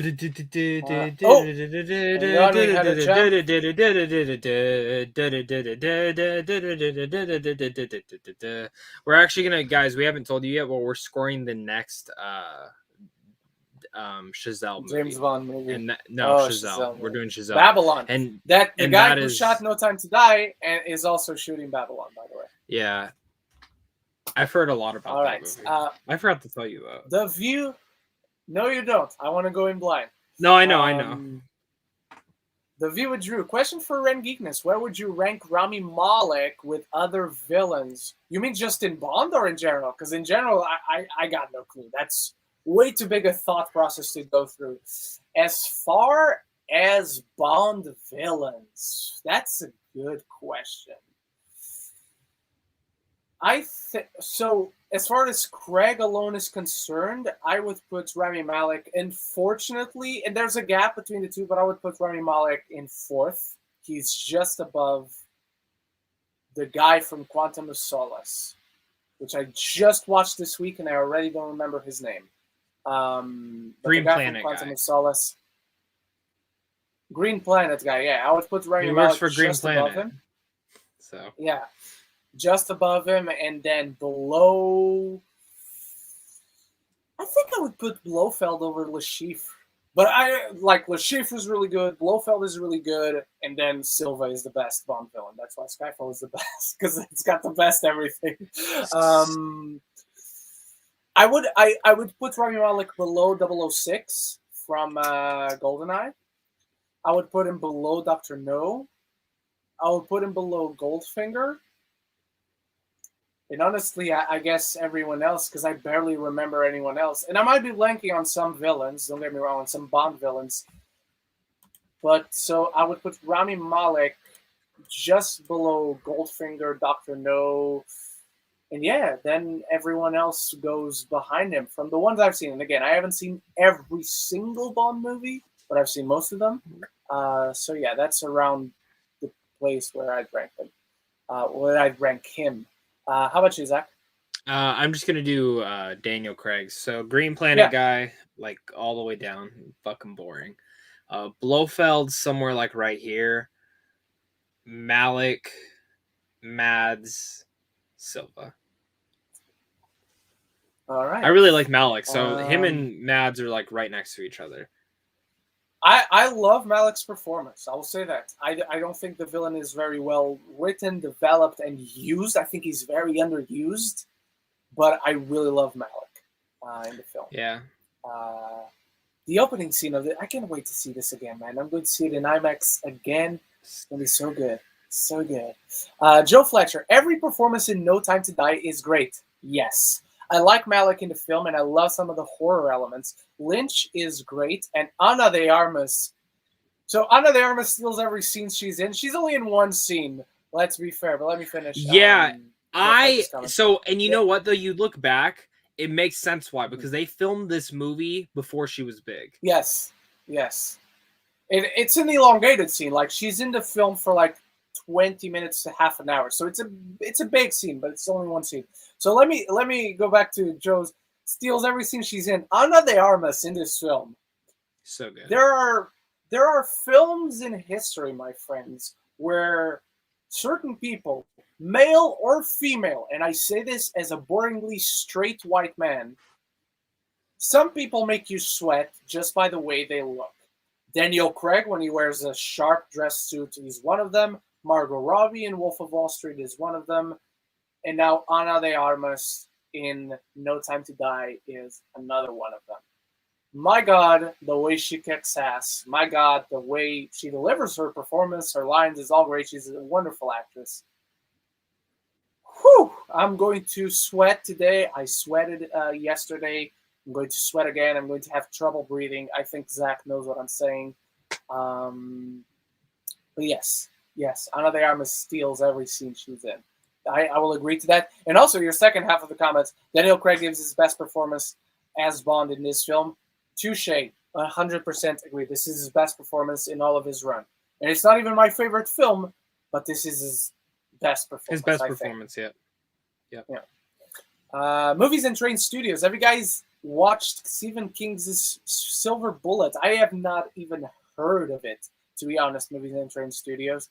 Zach, have you seen it or heard of Silver Bullet? Nope, have not. Yeah. All right. Zach, with the final Smash Bros. Ultimate DLC character being announced on Tuesday, who do you think will be? Ren, if you want to answer this, you are more than welcome. Well, thank you, Aaron. There's a 2 of 2.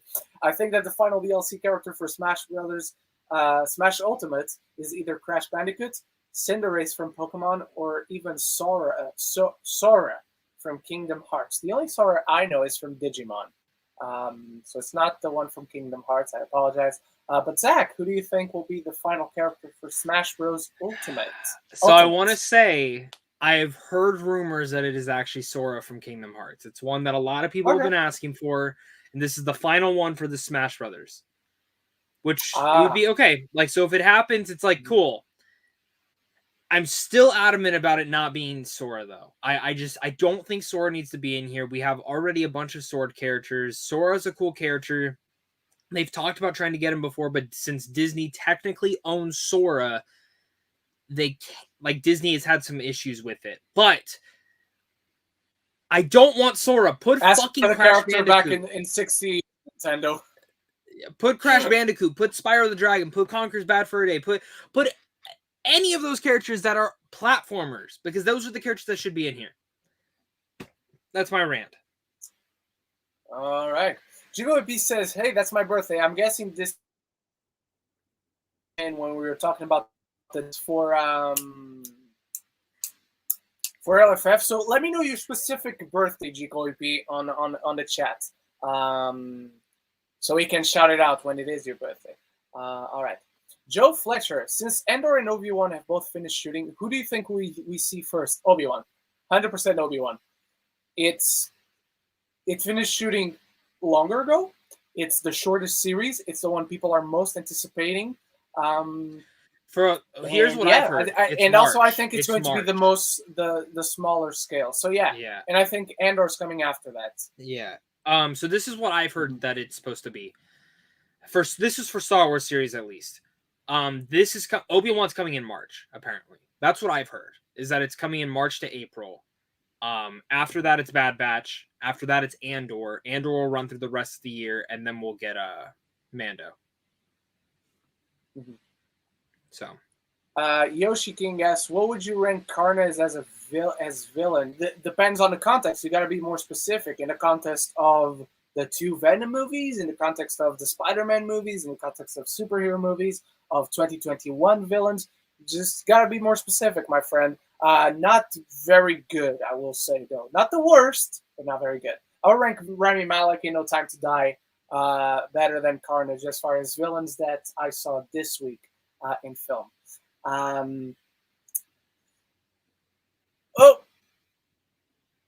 So I apologize for anyone who saw that. Thank God I didn't talk about it. But GOP, the film is not out in the UK until the 15th. So on the 17th, which will have no movies on LFF, so nothing will come in the way of the show, we will make that the main topic. We will not address it like in the thumbnail or in the title, but we will get to that topic on the 17th. So 2 weeks from today to talk about that. Just not today. So anyone who saw that on screen when I brought it up, I apologize. But just I to didn't be even see respectful it. For everyone. I didn't even see it. Okay, but you've seen the film. But you've seen the film. No, I know, but like, so you don't have anything to worry about. But thank you. But I apologize, GGOEP. But keep that question. Like, put that question in your notes. Just copy and paste it, and then just insert it exactly as that in the chat when we come to that topic. But just not today. I hope you understand, my friend. Lady Aaron, Ren, what is your favorite piece of music for Pokemon game? I don't know. I play it in silence, man. I don't listen to the Pokemon music. And if you know, can you possibly sing some of it? Oh no, I don't. I remember that. I want to be the very best, but that's not from the games. It is in My Way. That's from the anime. Oh, it is. Okay. Stranger is. But yeah, I play the games in silent. I don't listen to the music word or anything. Maybe I'll turn the sound off when I'm meeting a Pokemon for the first time because I want to hear their growl, their roar. But other than that, no, I don't put the sound on my Pokemon on my Pokemon games. Yoshi King, who is the best Spider-Man villain ever? In the comics, it's probably Venom. Not gonna lie. In the movies, it's Doc Ock. How about you, Zach? What do you think? Movie-wise, Doc. If we're talking movie-wise right now, I mean, if I'm talking just like pure nostalgia, it's Mysterio because he's always been my favorite and just seeing him come to life in the movies. But it's right now, it's either Vulture or Doc Ock. Both of those are fucking well written, great. Green Goblin's right there too. Sandman's great. In the comics, I mean, you are right. Venom is one of the best ones. But also when it comes down, I really like Green Goblin in the comics. It's just that's his main antagonist. It's like him and this is what's crazy. Spider-Man and Batman have the best rogues gallery. It doesn't matter. Those are the two best rogues gallery for any hero. Mm-hmm. Alrighty. Lady Aaron, Ren, what is your favorite Pokemon of all time? My favorite of all time is Pikachu. You and one of my best friends have Pikachu as their favorite one of all time.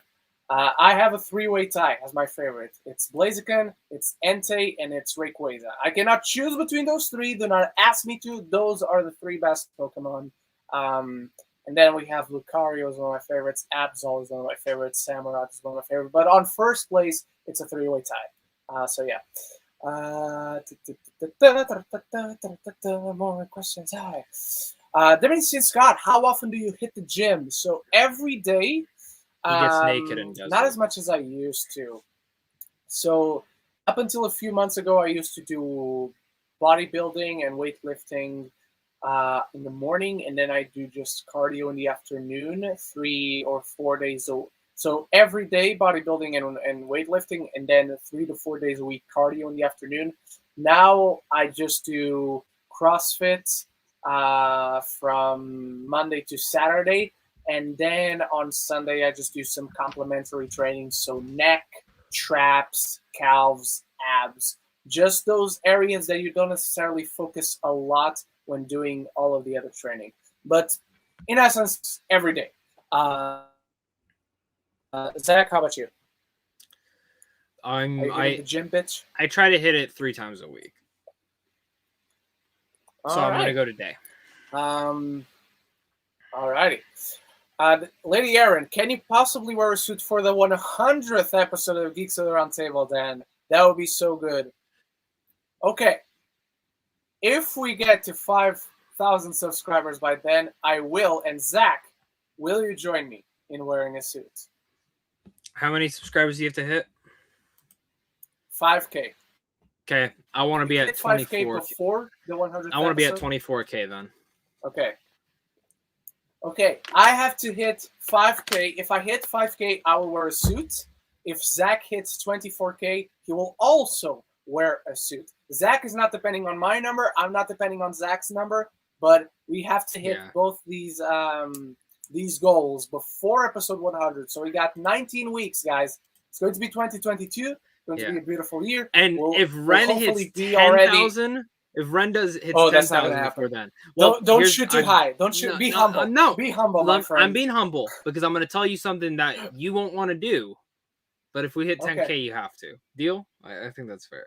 Okay. We have to get naked. No deal. Tell me what it is before and shirtless. We got to do it shirtless. No, I won't do shirtless. I'm not comfortable with that. You can do shirtless. I don't mind. But it's either a suit or it's shirtless. It can't be both. Those are immediately mutually exclusive. I can't do suit and shirtless. If you want to do shirtless, you do shirtless, and I'll do suit. I mean, we could just both do it. I'm already naked right now. I have nothing on under me. So. Alrighty, but yes, if we hit 5K, Aaron, I will wear a suit. You have my promise on that. Cut this clip out when the episode is up on the channel after it's live. Get naked for you guys. Very naked. Naked bacon. Alright. Jico EP, I feel like me, Real James, and Double Toasters were the only people who weren't crazy about the Venom mid-credit scene. It honestly makes me nervous what they're going to do. Am I crazy? No, you're not crazy, because we have to be careful how we address this. But there is an euphoria seeing that scene. I flipped out, and you know how I feel about the Venom movies.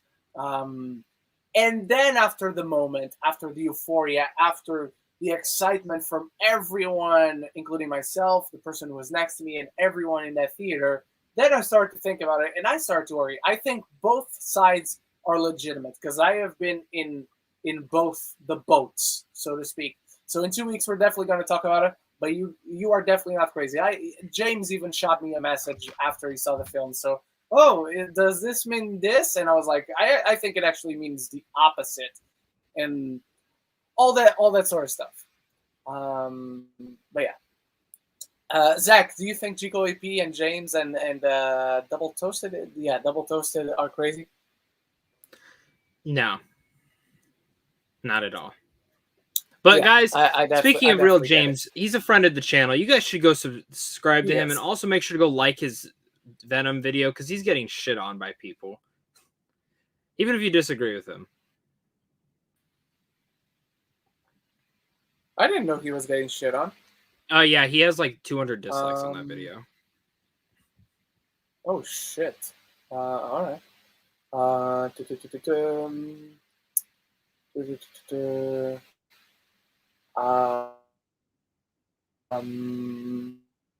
King, are you? Oh, hang on, I didn't bring it up. Okay, are you hyped for the Chucky TV series? Not at all, whatsoever. I don't have anything against it. I'm just not interested. Zach, how about you? I I know don't our give friend one three C is very 3C, interested, yeah. but I'm I not. don't care. All right. All right. Um, Oh my god. uh, what? What?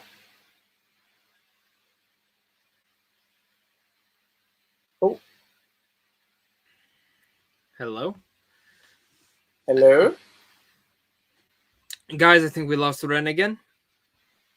No, I'm Oh, I here. lost? I'm I here, don't get bitch. this. I don't know what's happening. Oh, I lost my internet. That's fucking great. That is fucking stellar.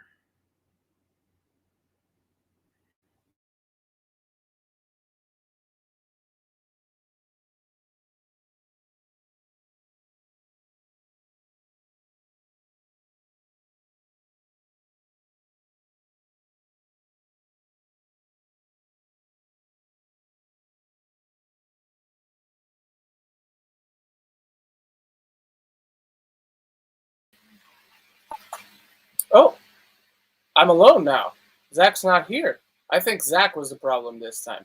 Anyway, so we got the question from Yoshi King, and there we are. We just addressed this one. So is Zach out? Yeah, Zach's out. The stream is still going. Anyway, uh, Jico EP. Also, Dear Evan Hansen was so bad. It's such a vanity project for Glenn Platt. I get we've seen actors in their 20s play teens, but he looks his age. Plus, how it handles mental health. Yikes. Yikes is the best word to describe it. I'll say this. I don't blame Ben Platt. In fact, I blame someone else. I wouldn't call it a vanity project. I would call it nepotism. Because the film is produced by his dad. The play was produced by his dad. And when you see Ben Platt in the leading roles, usually you'll see his dad named as one of the producers, which is a shame because Ben. I will say this: I did not like Ben Platt's performance in Dear Evan Hansen. Like you, I don't think the problem is that he is not a teenager. I think the problem is that he looks his age, that he looks how old he is. He even looks older than he is. I would play a teenager better than him, and I don't look like a teenager. Um, but yeah, yikes to the way it handles a lot of things, not just mental health. But yes, it's nepotism. It's the worst kind of nepotism, unfortunately. And I think Ben is talented, just not in this. Especially as a singer. I honestly, I haven't seen anything I liked him in as an actor. I think he's very bland and interesting in his performances, but he's a phenomenal singer. So yes. And I'm sorry you had to sit through that, Jacoby. um,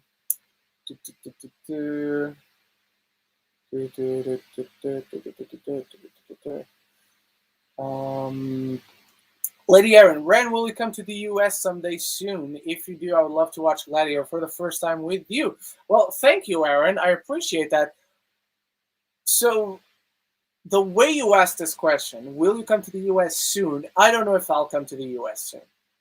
Just because of everything that is going on, obviously, but because of how financially unable I am. If the channel was to shoot off, maybe I would have the financial possibilities to do so, and I would travel across the U.S. to do collabs with Zach, with Griffin, with Sean, with Chris from 3C, with James, with Leo, with Tessa, and so many other people there. I'm sure I'm forgetting that I love to watch their content. If the channel is to kick off soon, if I am to Oh, he's back, and wow, the guns are showing. Hello, Zachariah. Hi, my internet went out, so. Okay, it seems, let's not jinx it, but it seems we're both on good standing with our internets now. So yeah, Aaron was asking if I was come to the US soon. So I was saying, if the channel kicks off soon, as I'm trying to get it to do so on my part, hopefully I think that's definitely a goal I have, to go to the U.S., whether for work, whether to just travel around. Or to live I don't, here. Or to live here. well, I don't like your taxes, so I don't think I would live in the U.S. Um, that's a whole other. And also, I like to not pay for healthcare. That's a really great thing. I know you're not used to that, Zach, but not paying for healthcare is really a cool thing. Um, and I know it's not your fault. I'm just messing with you. You should move here. Um, but yeah, one day for sure. I don't know if it's soon, Aaron, but one day for sure I would move to the U.S. Not move. I would go to the U.S. Yeah, we're definitely going to sleep in the will, same bed. Oh, God damn.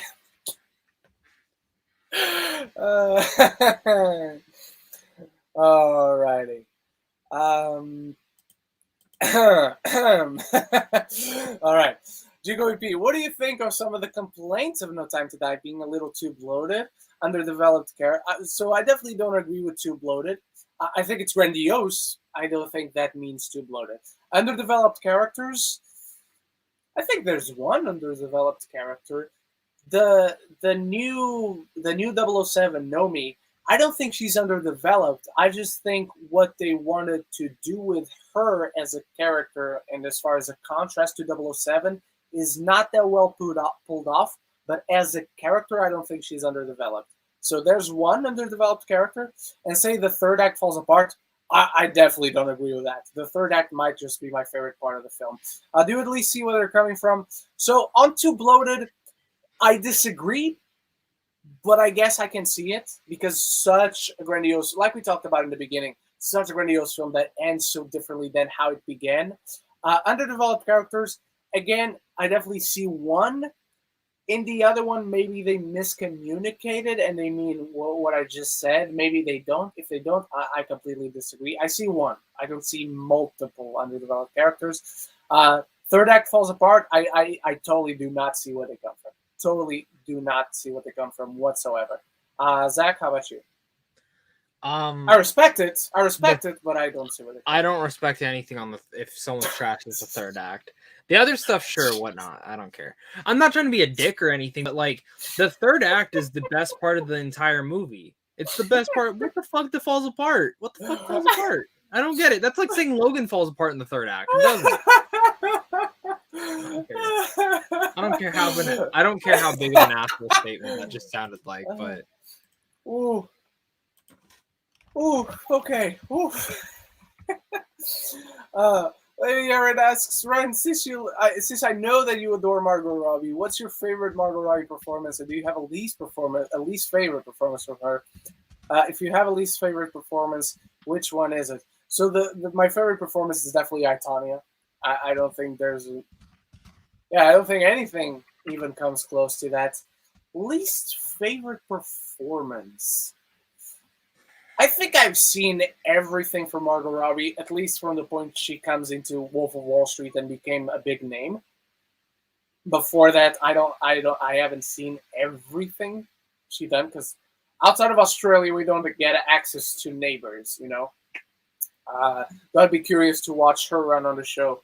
So if Movie Fan or any other Australian in the chat knows how many episodes she was in on Neighbours, let me know. And I'll try to get that done, that watched, if I get access to it. Least favorite performance. Off the top of my head, and I might be blanking on one, it might be Z for Zechariah, because I was excited for that film. The entire cast is awesome. It's Margot Robbie, it's Chiwetel Ejiofor, it's Chris Pine. But I didn't like that movie very much. Again, it's so forgettable. I don't even remember her performance. I haven't. But maybe I've never watched it though. It's not good. I mean, it's not awful, but I didn't like it. But yeah. Jigo EP, what do you think? What do you think when people saying Skyfall is a Dark Knight wannabe? I can personally see it, but it never bothered me because like I've heard from some. So it's definitely inspired by The Dark Knight. Sam Mendes is fully aware of that, and you can totally look at Daniel Craig's run as Bond as a Batman-like story, Batman-esque story. I don't think it's a Dark Knight wannabe. I think it's a parallel. It's something that is inspired by the Dark Knight, but it's Just as I the think Dark it's Knight has absolute. inspirations from Heat Yeah, and other movies. I it's mean, absolutely its own thing. I think. yeah. So Every I can movie has a parallel. definitely see it, but I don't think it's a wannabe. I think that's a misnomer way of connecting the two. So yeah, all right.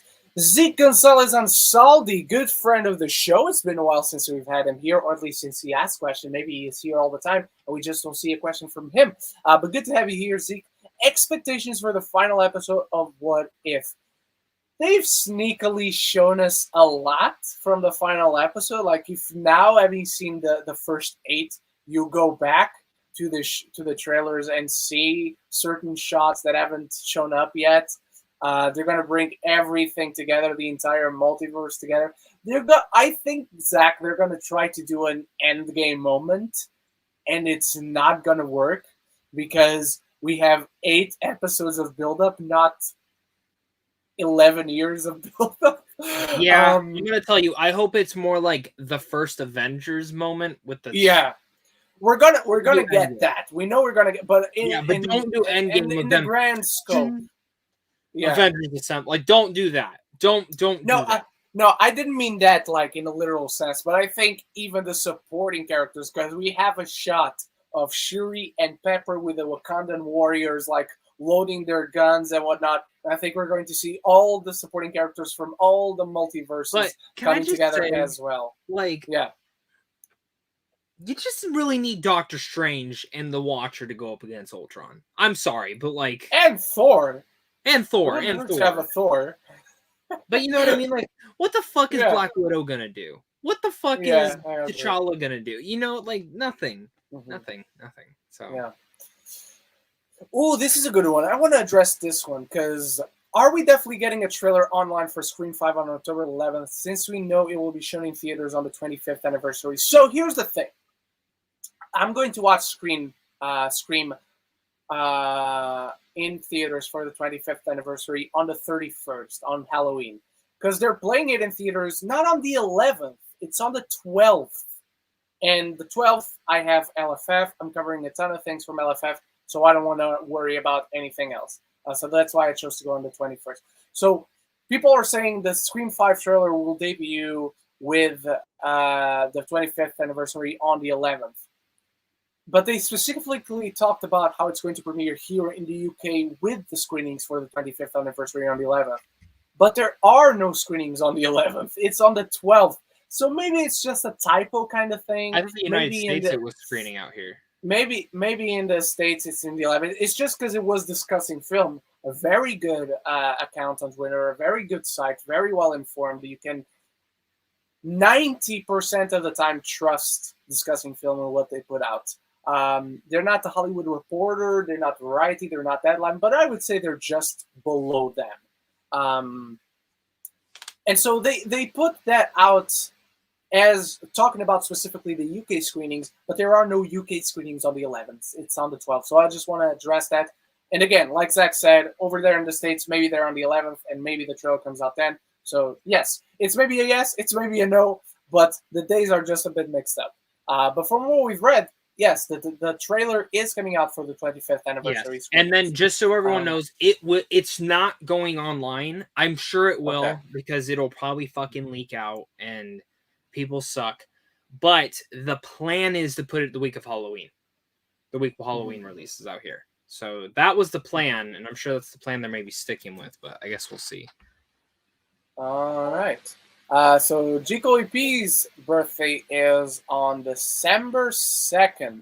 Let's see what day of the week that will be. I bet Jico EP already knows, and it's typing it in the chat, but there's a 20-second delay. So I'm going to check on my calendar. Let's see. December 2nd, it's a Thursday, so it's not going to be a Geeks of the Roundtable day, but nevertheless, it's going to be December 4th. And on December 4th, we will wish you a happy birthday. All right. Thanks, Jico EP. What's the most overrated Disney song of all time? And what's the most underrated Disney song of all time? Overrated? It's probably the kiss the girl from The Little Mermaid. I think that's overrated. You're I don't think it's bad. I You're don't think it's insane. bad. I Insane. think it's overrated. You are insane. What underrated? What's the most underrated Disney song, Zach? That's a good question. One of the songs from Princess and the Frog. I Got Friends on the Other Side is excellent. Overrated? Yeah, I don't know. Oh, what the fuck is it? Overrated. Let It Go. Oh, okay. Well, you know what? I'll say underrated is much like the movie itself is underrated. Is I'm Still Here from Treasure Planet. That's an underrated Disney song. Good pick. All right.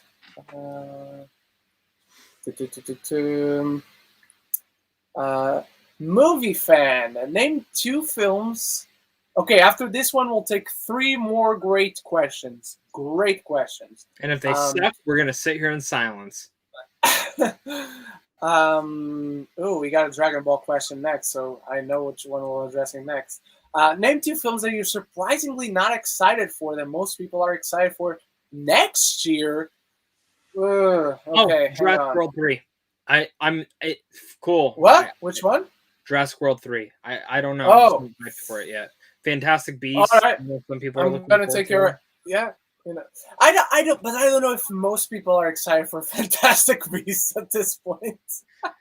I can tell you guys. I definitely think Jurassic World. I definitely think Jurassic World is one that most people are excited for. That you and I are not excited for. I have one. So I'll take I have another thing. How about a movie that most people aren't excited for, but I'm excited for?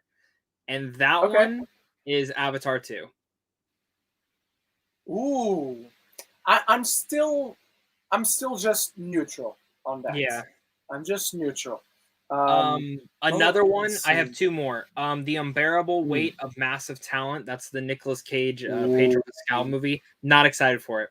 I've heard things on it, so that's why maybe. Yeah. Transformers: Rise of the Beast. I don't care. I want to. But I'm excited for that. I want to. Oh, Uncharted. I know which one people are very excited for, and I'm not very excited for. And it'll feel weird because of what we just talked about. But Scream 5, I'm not very excited for Scream 5. I've never seen Scream, so I don't know. So. Yeah. All right. Lady Ren, who's your favorite Dragon Ball character from the Dragon Ball series? My younger brother adores Dragon Ball so much. He has been playing Dragon Ball Z Kakarot. I never played that one on Switch for the past few days. By the way, my favorite character in Dragon Ball is, of course, Goku. My favorite character in Dragon Ball is, of course, Goku as well. Back in college, during my bachelor years, my nickname was Goku, in fact. It's a whole other story for another day, but yes, my favorite character is Goku. Zach, how about you? It goes back and forth, but it's either Vegeta or Trunks. I love them both. Okay. Or Gohan, because Gohan's fucking cool, man. Gohan's cool as fuck. Gohan is stellar. I mean, at least in Z, not so much in Super. They tried to fix him in Super, so I'll give it that. Gotta get on it. Man. I don't know why I said that with a southern accent. I gotta get on me. It's a donut inside a donut. All right. What is... So no questions on the bottom of the chat. So let's go a little upwards.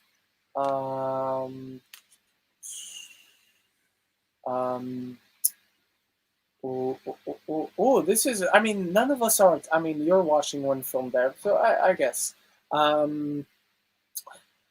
What film do you guys think will be the surprise screening at NYFF? So, by the way, guys, I forgot to say this, but I will be at the surprise screening at LFF, which is on the 16th. So expect maybe a review for whatever that one is as well. If it's Clifford the Big Red Dog, I bet a quarter of the audience will leave. It's not going to be Clifford the Big Red Dog. Not only because that left the festival circuit, but it's going on streaming, and I bet the festivals, unless it's a prestige film like The Power of the Dog and whatnot, or Macbeth, which is coming out only next year for Apple people, for Apple subscribers. So it's definitely not that. There's a good chance it could be House of Gucci. And since I'm talking NYFF, I'll talk LFF too, because I think they're both kind of the same. They might even be the same. I think House of Gucci is a very strong possibility. For LFF, Zach, I saw someone joking about it, but now I'm seeing more and more people saying it in a serious way, and I'm like, oh God, I hope not. What do you hope it is? Anything and anything and everything, really. It could be House of Gucci. I'd be happy with that. I don't know what else is missing that I would want to see that is not already playing. Nightmare. You know, these are the few movies that it's got to premiere somewhere, or I'll be surprised if they're not going to a film festival. Go ahead. Licorice Pizza is the one that I'm shocked. Licorice Pizza has been talked about too, so it's House of Gucci. It's Licorice Nightmare Pizza. Alley is another one. Nightmare Alley could be, and then House of Gucci. Nightmare Alley and House of Gucci don't need to go to a festival, but the fact that LFF and New York Film Festival are the last two big festivals, and there's AFI as well, but there's AFI, yes. But AFI typically, sometimes they will. Their biggest thing right now is TikTok Boom, but I don't see Tick Boom could also be that. So, and I think there's a 5% chance, so it's not likely, but there's a 5% chance it could be West Side Story for LFF. For NYFF, there's I would even say 15 to 20% chance. Because it wouldn't be surprising. I remember they did Ready Player One at South by, and that was the big surprise. So, yeah. When do you guys figure out the day of, or is it right as you guys go in? No, it's right. It's right there. So over here, a screen comes on after the trailers. After everything, right before the actual movie starts, a screen comes on that says the title of the film, the rating, and why it has that rating. So violence, nudity. Oh, so literally, you will not know until you are sitting in the theater. Yeah, exactly. So and I will quickly tweet about it and hashtag. So by that time, I had it 2 years ago when it was Uncut Gems. Uncut Gems was a surprise screening. And just for context, I hate Uncut Gems, and I was excited for Uncut Gems. So when that came on, I was like, fuck yes, it's Uncut Gems. So I will have a tweet ready to go. I will have, oh my God, it's hashtag something. Now watching hashtag LFF. Okay, if it was Clifford the Big Red Dog, would you walk out? No, because I haven't seen it. And it cost me £19. If it's Dear Evan Hansen, I'm going to be pissed. Oh, it's not out there anymore yet? No. Over here, it only comes out on the 24th of October, because that's when the play reopens. So they want to coincide the opening of the film with the reopening of the play. So you'll be pissed. Will you walk out? I think I am. It cost me £19, but I've seen it, and I do not want to see it again. So, okay. So yeah. All right, let's go to one last question.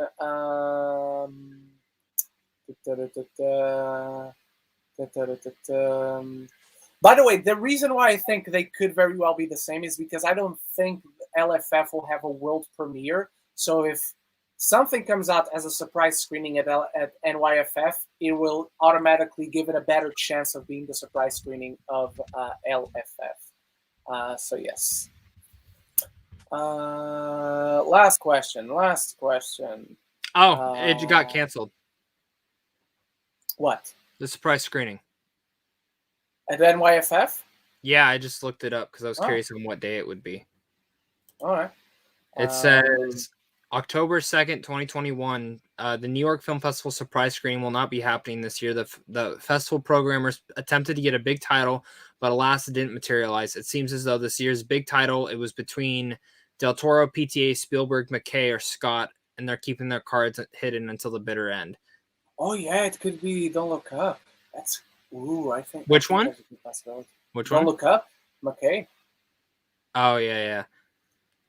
All right, let's go to the final question because I have to leave for Bond 25 again for No Time to Die. Joe Fletcher, do you want to see Ridley Scott make a sequel to Alien Covenant? I am a fan of his prequels and would love to see the story finished. So, Joe, there's two answers to this. One is the obvious one. Yes, I absolutely would want to see that. Instead of making a stupid sequel to Gladiator, make one to Alien Covenant. Unfortunately, I think that's dead. I don't think that it's ever going to happen, unfortunately. Alien Covenant did not do well at the box office. It got pretty good reviews at first, and then they went down because most people, for some reason, didn't like it. I really love Alien Covenant. Not as good as any of the original Aliens, but really good. But it's dead. It's not going to happen, unfortunately. I hate to say that because I want to see it, but it's not going to happen. Zach, any thoughts on this? I'll say never. I mean, there's some movies that have gotten sequels that I'm like, oh, really? That's surprising. But and you know, I mean, Gladiator 2 is getting a fucking sequel. So Yeah. I don't know. That did well at the box office, and it was but it's also been like 30 plus, not 30 plus years. I'm exaggerating at that point, but it's been a while. I don't know.